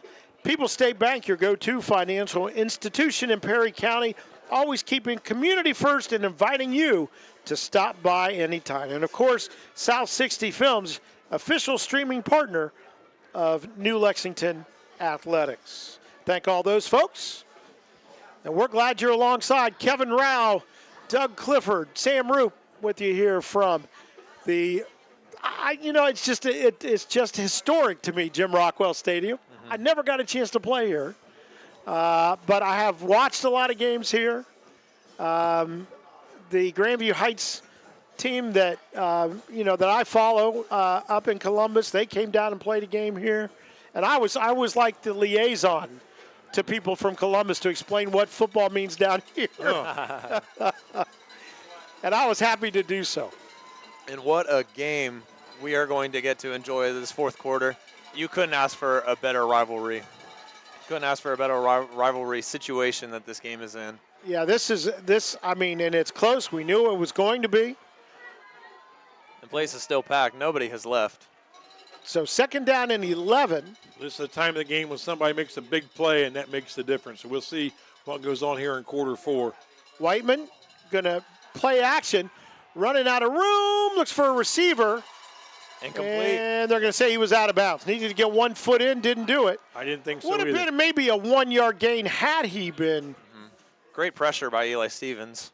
Again, would not have been a big play in terms of yardage. Would have been a big play just to be able to make it. You know, both quarterbacks have been under pressure tonight in the drop-back passing game. Lane Ratliff has had to run for his life several times, and so has Whiteman. So the pass rush has just been relentless by both defensive lines. So 3rd down and 11. Sheridan at their own 46-yard line. 2 receivers either way. Low snap, picked up. Whiteman's got it. Blitz there it coming. is, middle screen. They run the middle screen against the blitz. Perfectly done, and that's Logan Russell. We're going to get a penalty. So we're going to move this back a little bit. He was stopped right around the 10-yard line, but we're going to get a penalty downfield. And that's one of those plays in any game you've ever played football. That if you've got the blitz coming, that's what you run. I mean, it was just the luck of the draw. Yep. And maybe a good read, maybe a good expectation by the coaching staff. Well, that's what you get from watching film. It's 3rd and 11. What does New Lex do on 3rd and 11? They're going to send linebackers. Well, if you send middle linebackers and you throw the middle screen, nobody's home. And we're moving our way back. The question is how far? We saw if there is a flag downfield. Is there another one that we didn't see up here? Holding. Okay, one holding call. Mask, I believe. Yeah, one was declined and the other one was taken. So there was a hold. I think there were 2. There was a hold. No, the hold downfield after the reception. And then I think there was a hold on the screen itself. During the play, during the first part of the play. You know, that'll drive you crazy as a coach because on a screen pass, that's the last play you should hold on because, You're letting them go. You're holding. right. You just chuck That's them right. maybe, and then you let them go. let him go. Yeah. But, the excitement of the moment does things to people's nerves. It doesn't allow you to execute perfectly. Well, that's the joy of making your living based on what a 16-year-old boy is going to decide to That's do. exactly right. For those of us that had them, I mean, it's good luck trying to figure out what they're thinking at any given moment. We're talking about you, Sam. That's right. Yeah, I figured. We'll get to see Sam this winter a little bit, don't you think? Maybe. Maybe. Yeah. Maybe. No, you Unless definitely will. unless he's off he's already getting music gigs around. Give us a chance to brag about him a little bit more, won't it? He has played music gigs all over this state. Well, people are going to know his name. I'm going to tell you right now, and if he needs an agent, I'm ready. I'm ready. I've done it. I'm just saying. I'm just throwing. I mean, I know. If he goes to school in Nashville, I got housing for him already set up. I think we'll take complete care of him. I think we can take all the royalties. Wow. Yeah, something like that. I would be honored. They're down to 20, at least. Huge play here. Looking to throw right away. They're going to run it down the sideline. It's too tall. Man. Well, what an effort by number 8 for Sheridan, T.J. Connors. And for the receivers for Sheridan, and he didn't on this time. We've seen it before when maybe they stopped a little short. But any ball coming out of Whiteman's hands, you got to go get because he's not going to underthrow you. Yeah. All right. So a punt, and we've seen some momentum changes with this punt return team, especially the guys coming to the punter. They've got to avoid, though, roughing him. And right up the middle, but again, diving to the side, well done. And it'll go away from Spicer and a good roll for Sheridan. Great down kick. Inside the 25. Great kick. Good job again done by Reed Parkinson, the junior punter. Good job, Reed. And he runs off to the congratulations of teammates and coaches. Well done. And the ball will be marked at the 23-yard line. I don't think, maybe not at this level, but I don't think there's anything as sad in football as watching your punter trying to make a tackle. Oh. I mean, Now, but in this case, he's listed as a DB as well. Yeah, in high school, your punter's usually a pretty good athlete and a pretty good tackler, but you get into college and the pros, and yeah, you don't want that. those guys aren't going to tackle anybody. You don't want. They don't practice that. So Lane Ratliff will bring him up. Paul Stenson to his left. Fake to Stenson, drops back, looks. He's got a receiver over the middle, and we'll see. Does that draw the flag? Does not. And good coverage. Wasn't able to get his head around. That's what always makes you a little nervous if you're cheering for the defense. I saw Spicer acknowledge Lou Skinner's effort on that play. Kind of went by him and said, not too bad. But he didn't, we used to call that face guarding that used to be the penalty, but it isn't now. And just a little different. You either rough him or you don't. Or you either interfere with him or you don't, and he didn't. It was a good job by Skinner. It was interesting. They went for it all on first down. Last time they started with a run. This time they're going to start with a penalty, too. Well, this time it's going to be against New Lex. Even though Sheridan went on the count, so did one of the linemen for the Panthers. And that'll move it 5 yards back, so not the way they wanted to start this series. And those are the kind of penalties that Coach Board gets really mad about. They're the mental errors, not the full speed, hit a guy a little bit late. No, that was a mental error. And he's definitely going to address that in practice next week.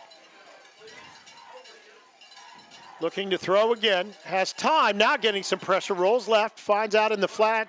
That's Stenson. And he'll lean forward to about the 25-yard line. Still be well short, but manageable third down now. Third down and about 8 from the 25. And clock running, 10:47 and counting here in quarter number 4. 3-point lead for Sheridan.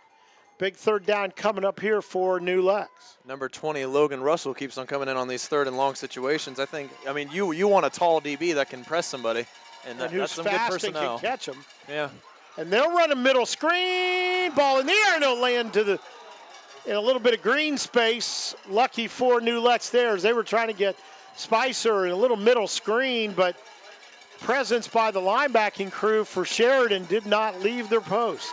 I think the Sheridan defense was very much aware of that play. I mean, they just ran it. On their side of it. On their side. It was called back, but it was very successful had it not been for the penalty. Punt coming up. Plenty of time to let it loose. It's going to bounce. And it will bounce, and good coverage. Although, once it starts coming your way, grab it. Yeah.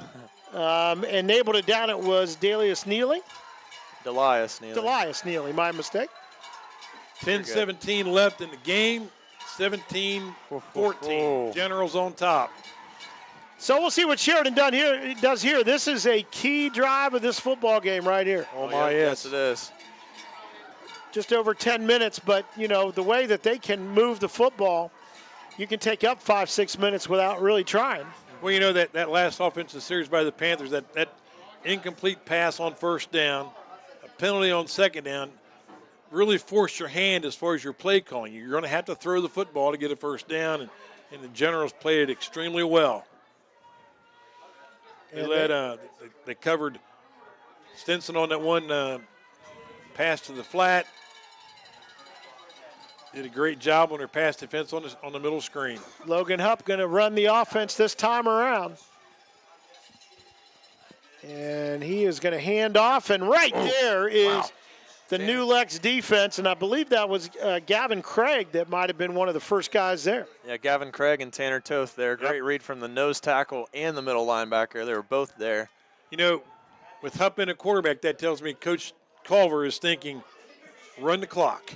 Run the clock. We're going to run the ball, and as his daddy would say, pound the rock. Pound the rock. I've heard Paul Culver say that so many times, and now his son is, I think we're going to pound some rocks here.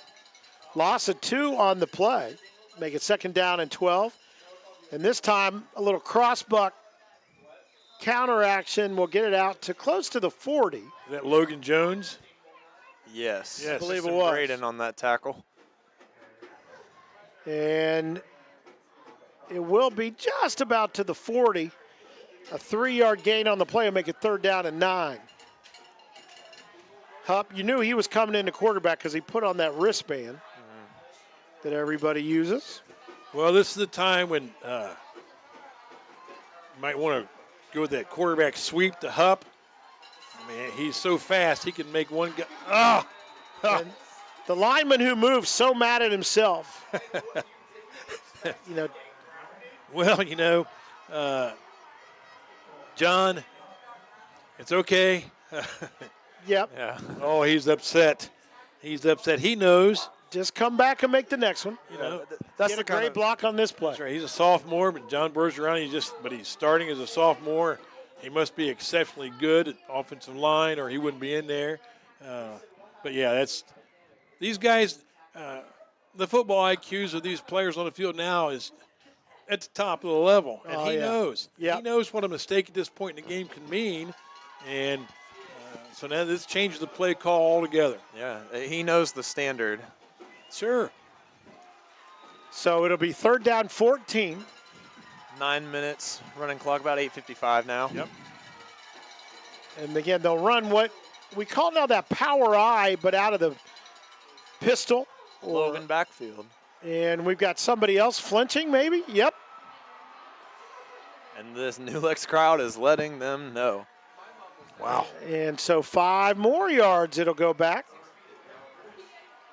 Now, this is where, when you have the option set out here, it gets a little more difficult. Yeah, I'm surprised that Tice Whiteman is staying on the sideline. We haven't seen Logan Hupp really throw it deep. I don't think we're going to here either. No, I don't believe so. Yeah, it's the play call to run it, and then I'm going to let that clock drain. Yeah, I'm either letting Hupp keep the ball, or I'm going to hand off to that kid with the 20 on his shirt. Might as well be an S. Yep, and it is Russell, and he's going to bounce it out toward the sideline. Will be knocked out short of the 40, so well short of the first down. It's actually near the original line of scrimmage. Harrison Ratliff helping up Logan Russell on the tackle there. That's just awesome to see. Yeah. Yes, it is. Well, it's just respect between a couple of players that know how good the other is. Yeah. And that's what you like to see. Those guys will someday in their life be sitting around the same place telling stories about tonight. My fishing buddy Mike Boffin played football for Kirksville a long time ago, and he bumps into somebody all the time when we're together, and they talk about a game they played. Whoa, what a punt. Yeah, what a punt. Good one, and it's going to roll all the way down and it'll go out of bounds inside the 15-yard line. Another gold star for Reed Parkinson. I tell you what, if Sheridan holds on to this lead, you might want to name number 14, the punter for Sheridan, as a player of the game. I mean, keeping that ball away from Tyson Spicer in a punting game is critical in this game so far. Yeah, I don't know if I have the power to do this, but I think that punter deserves a little extra lunch this week. Yeah, not an extra lunch. So it'll be 1st and 10, but at the 14-yard line for the new Lexington Panthers, trailing by 3 here at home. 8:11 to go in this fourth quarter. And pretty much the whole field to go. Oh, yes, it is. And the handoff will go to Stenson, and good defense kind of forced him out from the middle. Yeah, Stenson loves to run that ball up the middle, but he hasn't really been that effective running east and west, but it was a great read by that middle linebacker. Nice tackle by Gore. No gain on the play. So 2nd down and 10. Ratliff is going to look to throw, goes quickly on the slant, and it's intercepted. A little too tall for Spicer, and right there was James Solomon, who made the play. And again, just got a little bit underneath it as he let it go. He had an open receiver, just got on over his head and taken. Well, huge play. My old coaching buddy Tom Fell would say the guy for Sheridan ran a better pattern. Well, certainly where the ball ended up, but Spicer, had he made the catch there, had a lot of room to travel. Yeah. It just got a little bit underneath it with your elbow, and that just makes the ball rise and keep on going. Well, if I was going to give the ball to a team with a 3-point lead in the fourth quarter, 7:42 to go, I'd pick any team on the planet besides these guys. Mm-hmm. And you get Hupp running traffic, and already we've got a flag.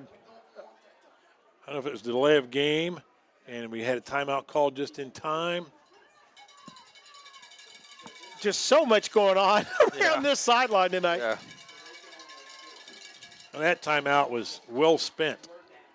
Yeah, things were getting a little awry there. And one of the things that we saw in the first half, had a chance to talk to some folks at halftime, we saw the kind of controversy about the illegal procedure down here on the long run. Mm-hmm. And the controversy was, why didn't they kill the play? Usually you do on illegal procedure. Now, I don't know if there are exceptions written in or something happened weird, but that was the discussion. If that was the call, why didn't he kill it? Because you don't want players a chance to get hurt or whatever on a play. I wonder if they call that if there's not enough guys on the line of scrimmage. They don't stop the play for that. And that may have been. That may have been, but that's not what the feeling was of the people I was talking to. So, of course, they were wearing red, so I don't know. I'm not sure what that meant. But well, that was a great timeout call that time by Coach Culver. That saved his team 5 yards. And, their last series penalties killed them, and if they can avoid penalties, they had the ball 1st and 10 at the Panther 30-yard line. So 2 timeouts left for Sheridan, all 3 for New Lex. And a design run for Hupp right off the snap. They try to keep him from getting to the outside, and he'll be pushed out. But a good gain on 1st down. Boy, does Hupp have great patience running behind those blockers. I mean, he did everything right on that play. That was good. We started seeing a lot more of that when Le'Veon Bell playing for the Pittsburgh Steelers, if you remember back in the day. And he would just wait, and he had enough quickness that he could do something about it. So does that young man, because you're exactly right, Sam. He waited, and then was able to make his move to the outside. Well, he has the speed to do that. And he can kind of give you a false sense that you have him corralled, and then he turns on the jets, and all of a sudden he's around you. Yeah, it's like the speed of Tyson Spicer, but at quarterback. 2nd down and short, and a 1st down for Logan Russell. Boy, is that man reliable. When you need short yardage, he'll give you a couple more. We've got a New Lex player on the turf. Sheridan has a guy like that every season. Yeah. And Harrison Ratliff, he was limped off the field last week. We were questioning his ability to play. but man, he fought back to get in the lineup tonight. Yeah, he did. He was kind of in the middle as on the play as Logan Russell was running. He was kind of in a little scrum on the right of it. Got kind of caught in it. So let's hope he just maybe had the wind knocked out of him. I mean, this is the time of night after all this play for these guys. You are just running out of gas. Yeah. You have to fight through it. And again, looks like a leg. I will not be surprised to see him come back in at some point. And that's definitely something that we're seeing with Sheridan. Sheridan has 2 or 3 guys that play on both sides of the ball, and that's it. New Lex has maybe 2 or 3 guys that don't play. Yeah. So Yeah. there's definitely a fatigue, like an external factor that's fatigue that can affect the impact of this game. I tell you, Sam, it is exhausting on defense when you have to play so many snaps with your back, with your end zone right behind you. I mean, that is exhausting because if you make a single mistake, it's 6 points.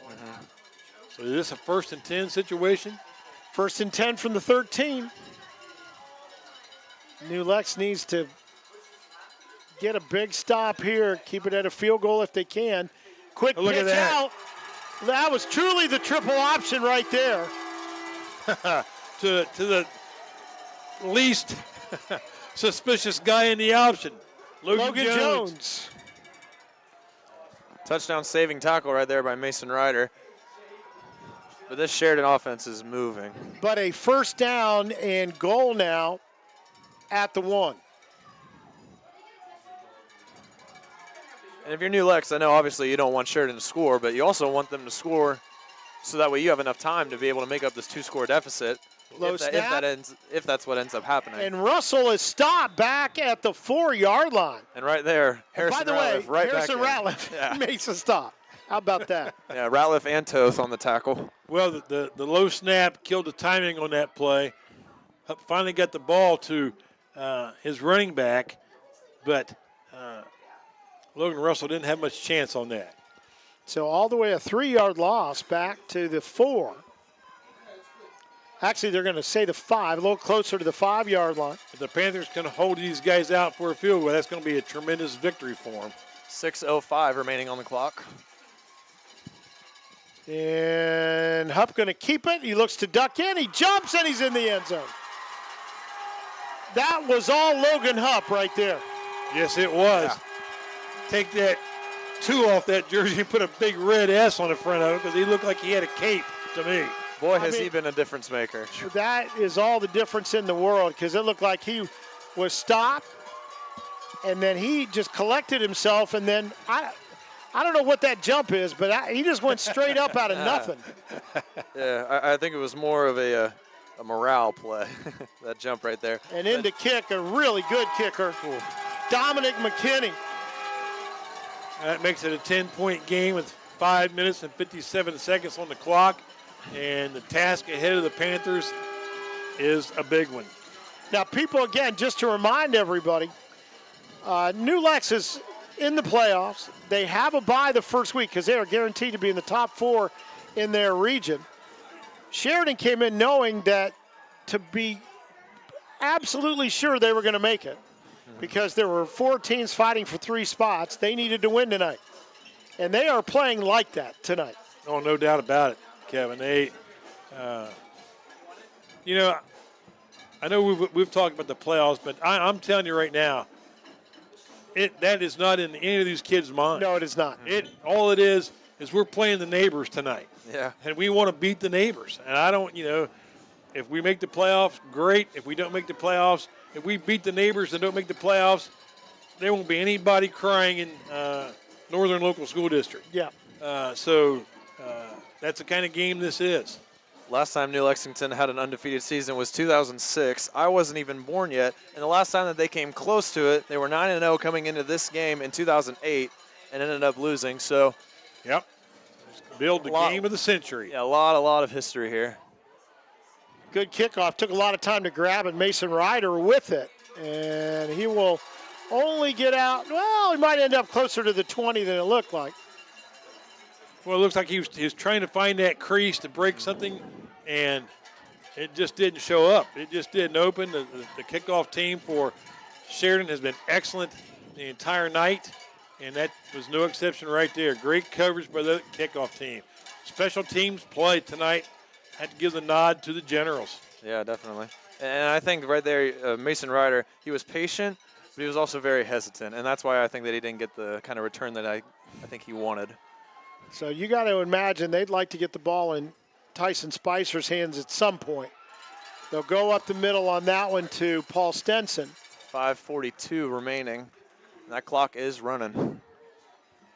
So I think you gotta go here if you're the Panthers. Well, you know, Tanner Toth has got great speed. Locke's got great speed. They have several guys. If they catch it in the open, they could be gone. And it will be Spicer, but we're going to have a penalty flag. That could be a hold. That's right where it dropped. One of the receivers. It could be on Tanner Toth right there. Yep. And it is. And boy, did this Sheridan crowd come out tonight. I mean, Yeah, they sure did. That's why the new Lexington administration need a couple more set of stands down here yeah. that they brought in from the baseball field. So that is holding. One of the receivers trying to set the moment out here for Spicer to get away. Held a little bit. Sometimes it's hard to keep your hands inside where you can do about what you want. But once you get outside of the shoulder pads, different story. Yeah, I was about to make a point about how well Sheridan travels, but I realized this is 10 minutes down the road. So. Yeah, It's not really a long trip. Well, there may be some people closer to this than they are to this. we have another flag. Yeah, yes, we false do. start. And if you're wondering, yes, that is an air horn off to our left. Well, you know, And boy, is that a loud. It is very loud loud. one. they're really loud when you're on the wrong end of the horn. Yeah, well, Yeah. that hurts too. I agree. Yeah, I feel bad for the person that's sitting in front of that Yeah. person. Something tells me it's the person's partner who knows about it. But yeah, They probably love it. and a throw, batted down. Wow. Let's see who got a hand on that. I think it was Hoyt I think it was Hoyt Gore, It was. who has had a heck of a game for the Yes, he Generals has, tonight. man. Oh, yeah, definitely. Definitely a leader on this defense. And that cowboy collar makes it all the bit You know, more intimidating. Yeah, it He's really listed- does. 6'1", 210 pounds, and there's a 10 next to his name. He's a sophomore. Yep. Yeah, he's going to be doing that for a while. Yes. So big play here. Some pressure in the end zone. Ratliff going to run away from it. He's got to go to get close to a first down. Instead, he'll be dropped at the 12-yard line. I'm surprised that he chose to slide right there instead of getting out of bounds. Clock is still He running. needed to at get to the 4:30. 30, Yeah, and actually they'll mark it closer to the 11, that's the first time we've seen him slide all year. which will be fourth down. Well, this Clock continues to run. is a timeout time for me. This crowd is on their feet. Here comes the pass rush, buddy. And did he jump enough? No flag. Nope. We're still going. Clock is still running 4 minutes. And again, very long count. Stenson going to go out to the left side. The throw, Spicer, incomplete. Looked like he might have had a chance for it, but good defense out there. As right with him every step of the way was Logan Jones. That's a pretty good cover right there. Oh, my goodness. Yeah. That's a pretty good cover on a pretty good receiver. So it will be turned over on downs with 3:50 to go in regulation. And Sheridan just knocking at the door again to put this out of reach. I got a feeling Coach Culver is telling his guys extra lunch for somebody who squeezes the ball until it explodes. And he just don't want that ball on the ground. Yeah, I think looking at this one right now, the two big turnovers. And, you just be a good time to work on those, eliminate those by the time you get to playoffs and see where you go. See if Yeah, definitely. A little counter to Logan Russell, He'll be bunched up in the middle. I know that this is a big rivalry game, but if you're New Lex, you want to make these mistakes now and not in playoffs. Yeah, you can. I mean, again, it's kind of like Bittersweet. you mentioned Ohio State, Michigan before as the likening. You want to beat them, but winning a national championship changed the calculus for Buckeye fans last year just a little bit. A little bit. Yeah, definitely. Although they still talk about both. So Yeah, I think that's just something that we're going to have to live with and that this New Lex team might have to live with. that's right. And you got to get it out of your mind for, in practice. You got a couple weeks now before you're going to play your first game in the playoffs. Yeah, you got some time to reflect and also some time to prepare your response. Well, that's it. Now you prepare. And the interesting thing for those teams that have a bye, you can go scout. And you can go to that game that you're going to play, arguably. I think you can figure that out. And you can go and make that work and see what happens. Yeah. Well, I'm so proud of you two guys for waxing so poetically in the face of this obvious loss for the Panthers. When I'm thinking, I'm going to go to my house, I'm going to break every dish, window, bowl, stomped on the cat. I mean, I'm just going to. Now, I will say, if I were coaching this game or one of my kids was playing in this game, a whole different story. No doubt. I've been finding it very hard to be unbiased here, but I think I'm doing a good job so far. Sam is a cool customer. We know that about him. Well, so. I think the Sheridan Generals have absolutely turned the tables on the Panthers tonight. They dominated in the special teams arena on kickoffs and punts. They took advantage of turnovers. Those are all trademarks of this Panther football team this year.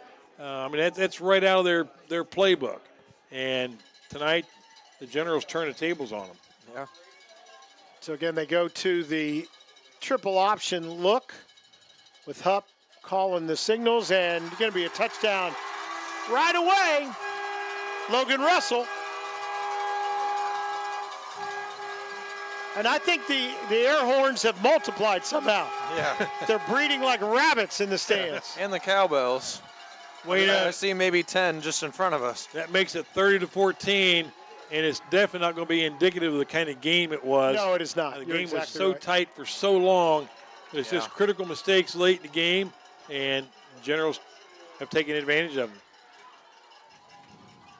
And another good kick. What a leg this kid's got. I think that hit the top of the hill. Dominic McKinney. And while we'll let you guys take a breather, just want to thank again Wichert Insurance, a leading offerer of personal and business insurance in our area. People's State Bank, go-to financial institution in Perry County, is always keeping community first, inviting you to stop in and say hello. And, of course, South 60 Films, the official streaming partner of New Lexington Athletics. But a night tonight for the Sheridan Generals. They lead it now 31-14 as they have stepped on the accelerator here in the second half. And in both hats, a key turnover for New Lexington has made it more difficult for the Panthers to kind of get on top of it. They did lead at one time 7-3 in this one. But since then, it has been all Generals and really all facets of the game. Yes. Yeah. And you can't really blame it on one turnover because New Lex really hasn't played their kind of football. No, you're exactly right. Of the night. Yeah, and it's not to point out those two players who committed them because there would have taken a lot more than just that, for sure. Yeah. But that, I will guarantee you, that will be part of the discussion going into practice this upcoming week. Definitely, yeah. We got to hold on to the football. Kick goes bouncing over the middle. It'll be picked up and brought out over the 35-yard line. Returned by sophomore Carson McCoy. And let's see what New Lex tries to do here. They've also got to understand now that you do not want to put your players in a position to create an injury of some kind. I mean, that you have to shift your focus at some point to that. Let's see what they do here. Yeah, but if you're New Lex, you don't want to. I don't think you don't want to wave the white flag. You're not. No, you're not going to. But I'm just saying. Yeah. It might influence your play selection. That's all. The way you do it. Yeah. I mean, what I would do is I'd say, Spicer, go to the Buick in the parking lot, and I'll hit you on the way there. Timeout, Generals. And I think that is their last one. So, again, huge win for Sheridan because this, well, not only does it mean that they will make the playoffs, they will jump way up. Oh, yeah, definitely. I mean, this is a lot of points at stake tonight for both these teams. And it doesn't change, again, we want to make sure we say it does not change whether New Lexington goes to the playoffs and whether they get the bye. It does not matter. Now, it may not be that they're in the first spot, but they'll get a week off to figure it all out, and that is just crucial at this time of year. Well, this game is going to allow both head coaches to put their heads on the pillow and say, we still have another game. That's right. That's right. And it's a tough loss for the Panthers. They've had just a magical season. Great coaching job, great players. But tonight belongs to the Generals. I know that it's not ideal, but if you're the first seed, then you're going to play the 8 or 9 seed in that kind of in the second round. So maybe you might be able to get away with playing a lower. It's possible, seeded, depending if there's an upset, you sure could. Like That's like a 5 and 12 seed upset the 12 seed. You end up playing the 12 seed. I mean, a lot of good things can happen. Yeah. And again, I know it's painful in rivalries. I've been involved in them. We all have. I still think about Newark in a certain way, being a Zanesville grad, so it's hard sometimes. I get it. But there's a lot more to play for this season for both these teams. Yeah, definitely. Little throw into the flat. Paul Stenz had time to adjust his face mask. You don't see that much, and still goes for the first down. Well, his helmet nearly came off right there. I mean, he was so wide open in that space. Well, the Generals' defense, they're going to give him that play the rest of the night. Oh, absolutely. And tough snap. Ratliff going to pull it down and run it himself. Breaks a couple of tackles. He's off to the races. He could go. He's going to. He's 10. 5 brought down just inside the 5-yard line. What a tackle by Luke Skinner. I'm very impressed by his tackling ability. He's had multiple touchdown-saving tackles tonight. Well, how many times have we seen Spicer or Ratliff or Toth or Locke or Stinson get open like that, and it's a touchdown? Very few teams have speed to catch those guys, and that time, was that Skinner? Yeah, it was Skinner, yeah. Nice job. We got a penalty here. We've got offsides on the defense. They were having trouble getting guys in and out. Yeah, I think substituting on and off the field. They brought in someone who would have been offsides by about 25 yards. I think that was the call. So at the 2.5 now, 1st and goal. And you were right, Sam. There's no waving of anything, and that's Stenson into the end zone. Touchdown, New Lex. And just like that, let's see what happens. There's a flag on the play. Oops. Well, maybe not. That touchdown has yet to go up on the scoreboard. Two penalty flags, maybe one from each ref, but. We'll see what it is here. Where's the white hat? There he is. And it was personal foul. No? Is that what I was just? That's what it looked like. Oh, it was after the play. It was after the play. Okay. And it'll be assessed on the kickoff. All right. So the score counts. Now the problem is 17 points means it's 3 possessions. So you still got a large hill to climb. But you scored. And the extra point right through the middle. 10-point game, 2-score. Eli Dixon, we should say. Want to make sure we tell him that. Yeah, and coming off of that injury with his hand or wrist or forearm, I don't know exactly what it was, but his ability to still make an impact is still really impressive. He was one of those wide receivers that was getting a lot of reps. He was kind of the wide receiver, too, on this team. And we're lucky that New Lex has had the depth to be able to bounce back from having a receiver like that, have that kind of injury. But it's also nice that, hey, that guy's injured, but he's still going to go out and impact the team in a positive way. Yeah, still a vital part of the team. Absolutely. Well, I saw Coach Culver give the kickoff return team a little pep talk. I'm sure the talk of extra lunches were probably involved there. Well, they're going to be kicking off from the 25-yard line. It might be you really want to walk home? Yeah. Recover this football, boys. Okay, New Lex, they're setting their onside kick up. That penalty, even if they recover this kickoff, they're not going to have the same kind of field position they would have had they been kicking off from the 40. Yeah, 15 yards is a big deal. And whatever the personal foul was, it happened about where he ran into the end zone. So, we're not going to speculate. We don't know. No, I mean, I didn't see anything. I didn't see anything overt, but we can't hear the words up here either. Sometimes the magic words are said, but who knows? All it means now is that the kickoff will be from the 25-yard line. It'll be Colton Mathias kicking it off, I believe. And Sheridan has 10 guys within 5 yards of their boundary there at the 35. They only have one man deep. And that's the punter. Parkinson, I believe, is the one back. He's also listed as a DB, so he might be a punt returner as well. And it's going to be pooched toward that side. Will it go out of bounds? Nope. Oh! He touched it. That's okay. Get it out of bounds. It's still your ball. It doesn't matter. Yeah. You don't want to give him another chance to onside kicker, right? So with 2:18 to go, it's a 10-point ball game. And let's see, for New Lex, they've got all three of their timeouts. Yeah, and we're still seeing this first team for Sheridan out here. I mean, that just proves the kind of rivalry that this is. There's no white flag. There's no, hey, we're going to put in our. You don't take your first team out in this situation. I mean, there's time on the clock, and you're playing a team that has 9 wins. No, you don't put the second team kids in to get some playing time now. Their playing time is over. So to be that very successful unit, the triple option unit, the Logans. There you go. Handoff right up the middle. Which Logan? It was Logan Jones Still that not time. blowing the whistle yet. Huh. Finally. And let's see, do we get a timeout? We do.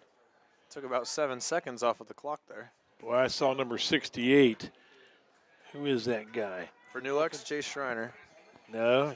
68 for Sheridan, I don't know. Colton Kirkpatrick. He had a block on Eli Stevens that absolutely lasted about a day and a half. A great block. Yeah, and we don't really see that often from Eli. No. 275. I've never seen Eli knocked off the line of scrimmage. Yeah, listed at like what, 6'3", 6'4", maybe 6'5". My apologies, Eli. My apologies. You still tower over him. It's okay. He's probably 6'4", 6'5" with the cleats on. That's always the measurement. There you go. There you go. That's something that our basketball coach does, but for some reason he doesn't add the height that I have when I have shoes on. Okay. All right. I see the rivalry beginning. Makes everyone else seem taller. Yeah. You know, Sam, there's always I just saw there's a court case for a high school player to get NIL money. Yeah. Wow. Yeah. How you looking?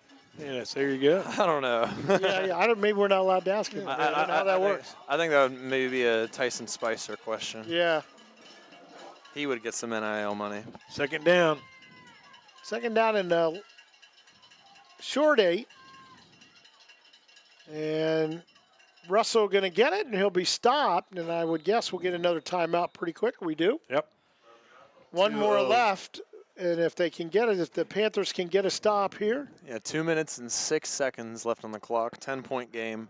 I'm thinking the strategy here for the Panthers, assuming that Sheridan plays it safe and runs them up in the middle and, takes their medicine and have to punt the football, I think the Panthers will be coming all out for that punt. Oh, yeah. I believe they're like their lives dependent on it. They need 2 scores, and they need 1 in a heartbeat. And that's the quickest way to get a score is for the old double thump on the punt. And they've done that numerous times this year. And if you're the punter, if you've got that one-step kick, you better find it. Yep. Yeah, and here's the one downside. I mean, if the Panthers score with about 1:30 left on the clock, Sheridan can just kneel the ball out. So there's a lot that needs to happen here for New Lex to come back, and we'll have to see what happens. Yep. Good point, Sam. But we're still talking about it here late, so that's the fun of it. Yep. Yeah. I mean, in these type of rivalry games, you never know what's going to happen. So I apologize if I insinuated the white flag earlier by choosing the plays right to make sure you can play next week or the week after. I apologize as well. Sorry, Dad. So big third down here. Do we get somebody to jump? Nope. It's going to go outside. That's Hupp, and he's got a blocker out in front. And first down, he slid inbounds. He slid inbounds. How'd he play? Got the first down, stayed inbounds. And he is right at the stick. Let's see, might be a little, nope, they're moving, that's why. Yep. Oh, yeah. And that'll pretty much do it. Yeah, and that's the high football IQ that Doug talked about that every player kind of has nowadays. A really good heads-up play by Logan Hupp. You know, I saw it, I think, in a pro game. The running back had the touchdown, and he just stopped at the 2-yard line, sat down, and they ran the clock out. That was a heady play that time by Hupp, no doubt. And Hupp went up and told the official what they were going to try to do here, and Russell will get it.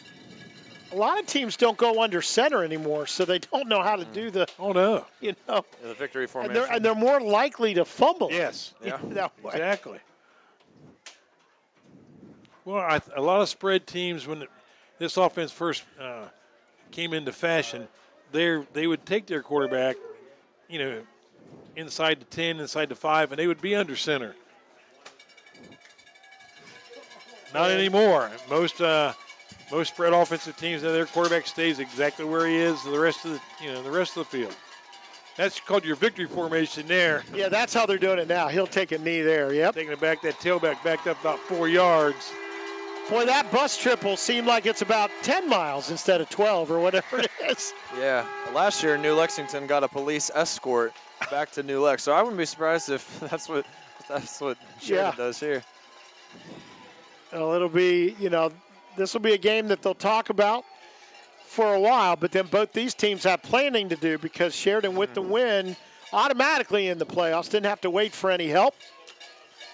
And they'll be playing next week, right? That's right. Yep. Yeah. Well, I don't know if I have to look at the points because they are going to get a ton of points tonight. Yeah, definitely. So it's worth taking a look and seeing, but I would bet you a home game if they do. Yeah, probably. Yeah. And that will do it. What a game tonight. 31-21 the final, but anybody just looking at a score tonight will not know how much this meant, what's going on. And we got the student section of Sheridan rushing the field right now. Yeah, Sheridan students on the field. They look like they're trying to behave, not running up to the players yet, letting the players meet, greet across the way in the handshake line. But both these teams should be proud of their seasons and what they've been able to do. Harrison Ratliff, first guy in line for the Panthers to shake hands. Not a surprise. And he's favoring that leg. Well, he'll get healed up. He'll get healed up. He's a great kid. And hats off to both teams tonight. What a game. Oh, it was fantastic. What a game. Before we let you go, and I'm going to ask you guys collect your notes here and your thoughts. Again, we want to thank our sponsors tonight, Wichert Insurance, for both personal and business insurance. Give them a shout.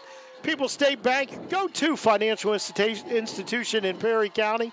We hope that you will check them out. And, of course, the institution we're part of, South 60 Films, the official streaming partner of the new Lexington Athletic Department. We are glad to do it. And again, fellas, Kevin Rao with you, along with the coach Doug Clifford and Sam Roop. And, this is one of those games that, again, everybody will be talking about. It's the second time in not a long time that the 9-0 season spoiled by Sheridan. Mm-hmm. But it is, it's one of those, should be a motivating factor for both of these teams coming out of this. Yeah, definitely. And I think that the scoreboard of this game isn't really a good tell of genuinely how great of a game that this was.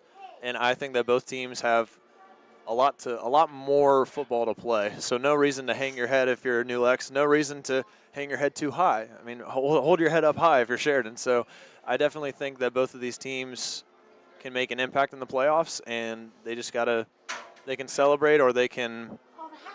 You can celebrate or you can sulk. Yeah. One of the two. And the team that gets their mind right the quickest will advance through the playoffs. Yeah, but when next week hits, it's time. Well, we're seeing some of the highlights here as we run down through them.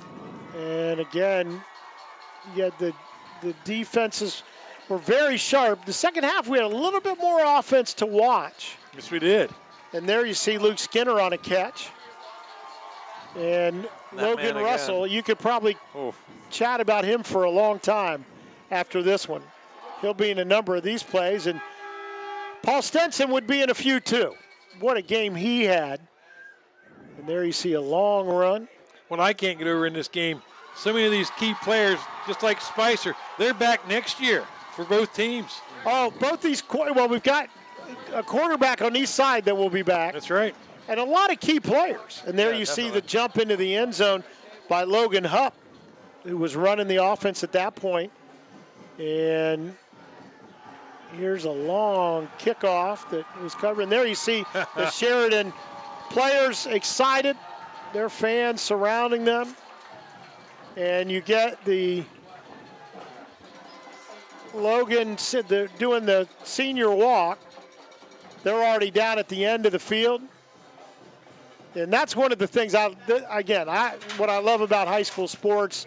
You just saw so much joy and so much purpose, and we'll see here if we keep the camera on that in the end zone to our left. This is the senior walk that you see in so many places. Their last time, although it will not be the last time they are on this field. That's right. Because they will host a playoff game in 2 weeks. We just don't know who that will be.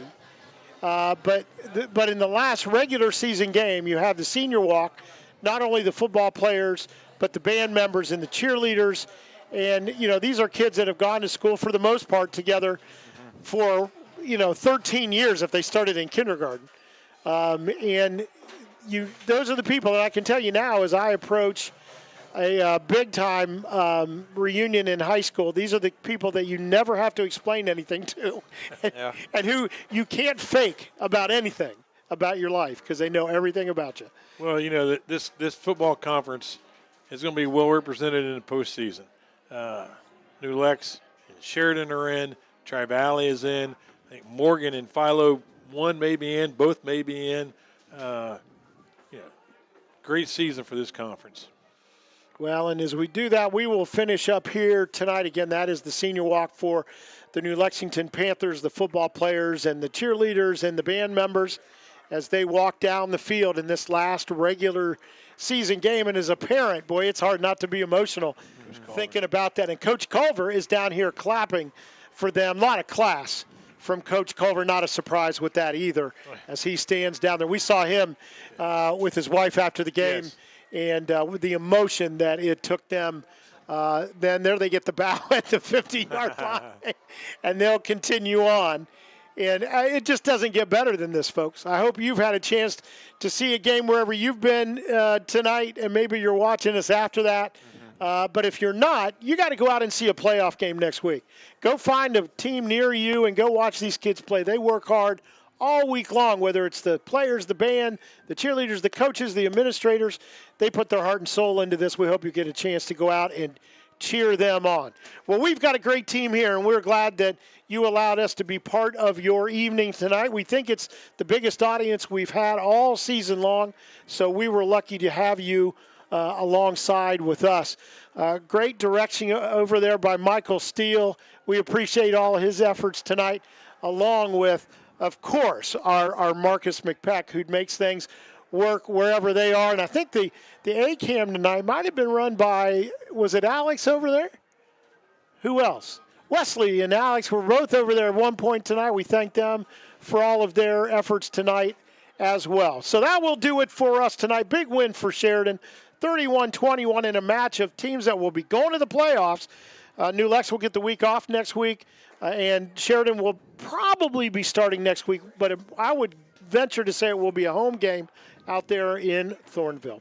Again, the final score tonight, it was Sheridan 31 and New Lexington 21. For my broadcast partner, Sam Roop, the coach, Doug Clifford, I'm Kevin Rao.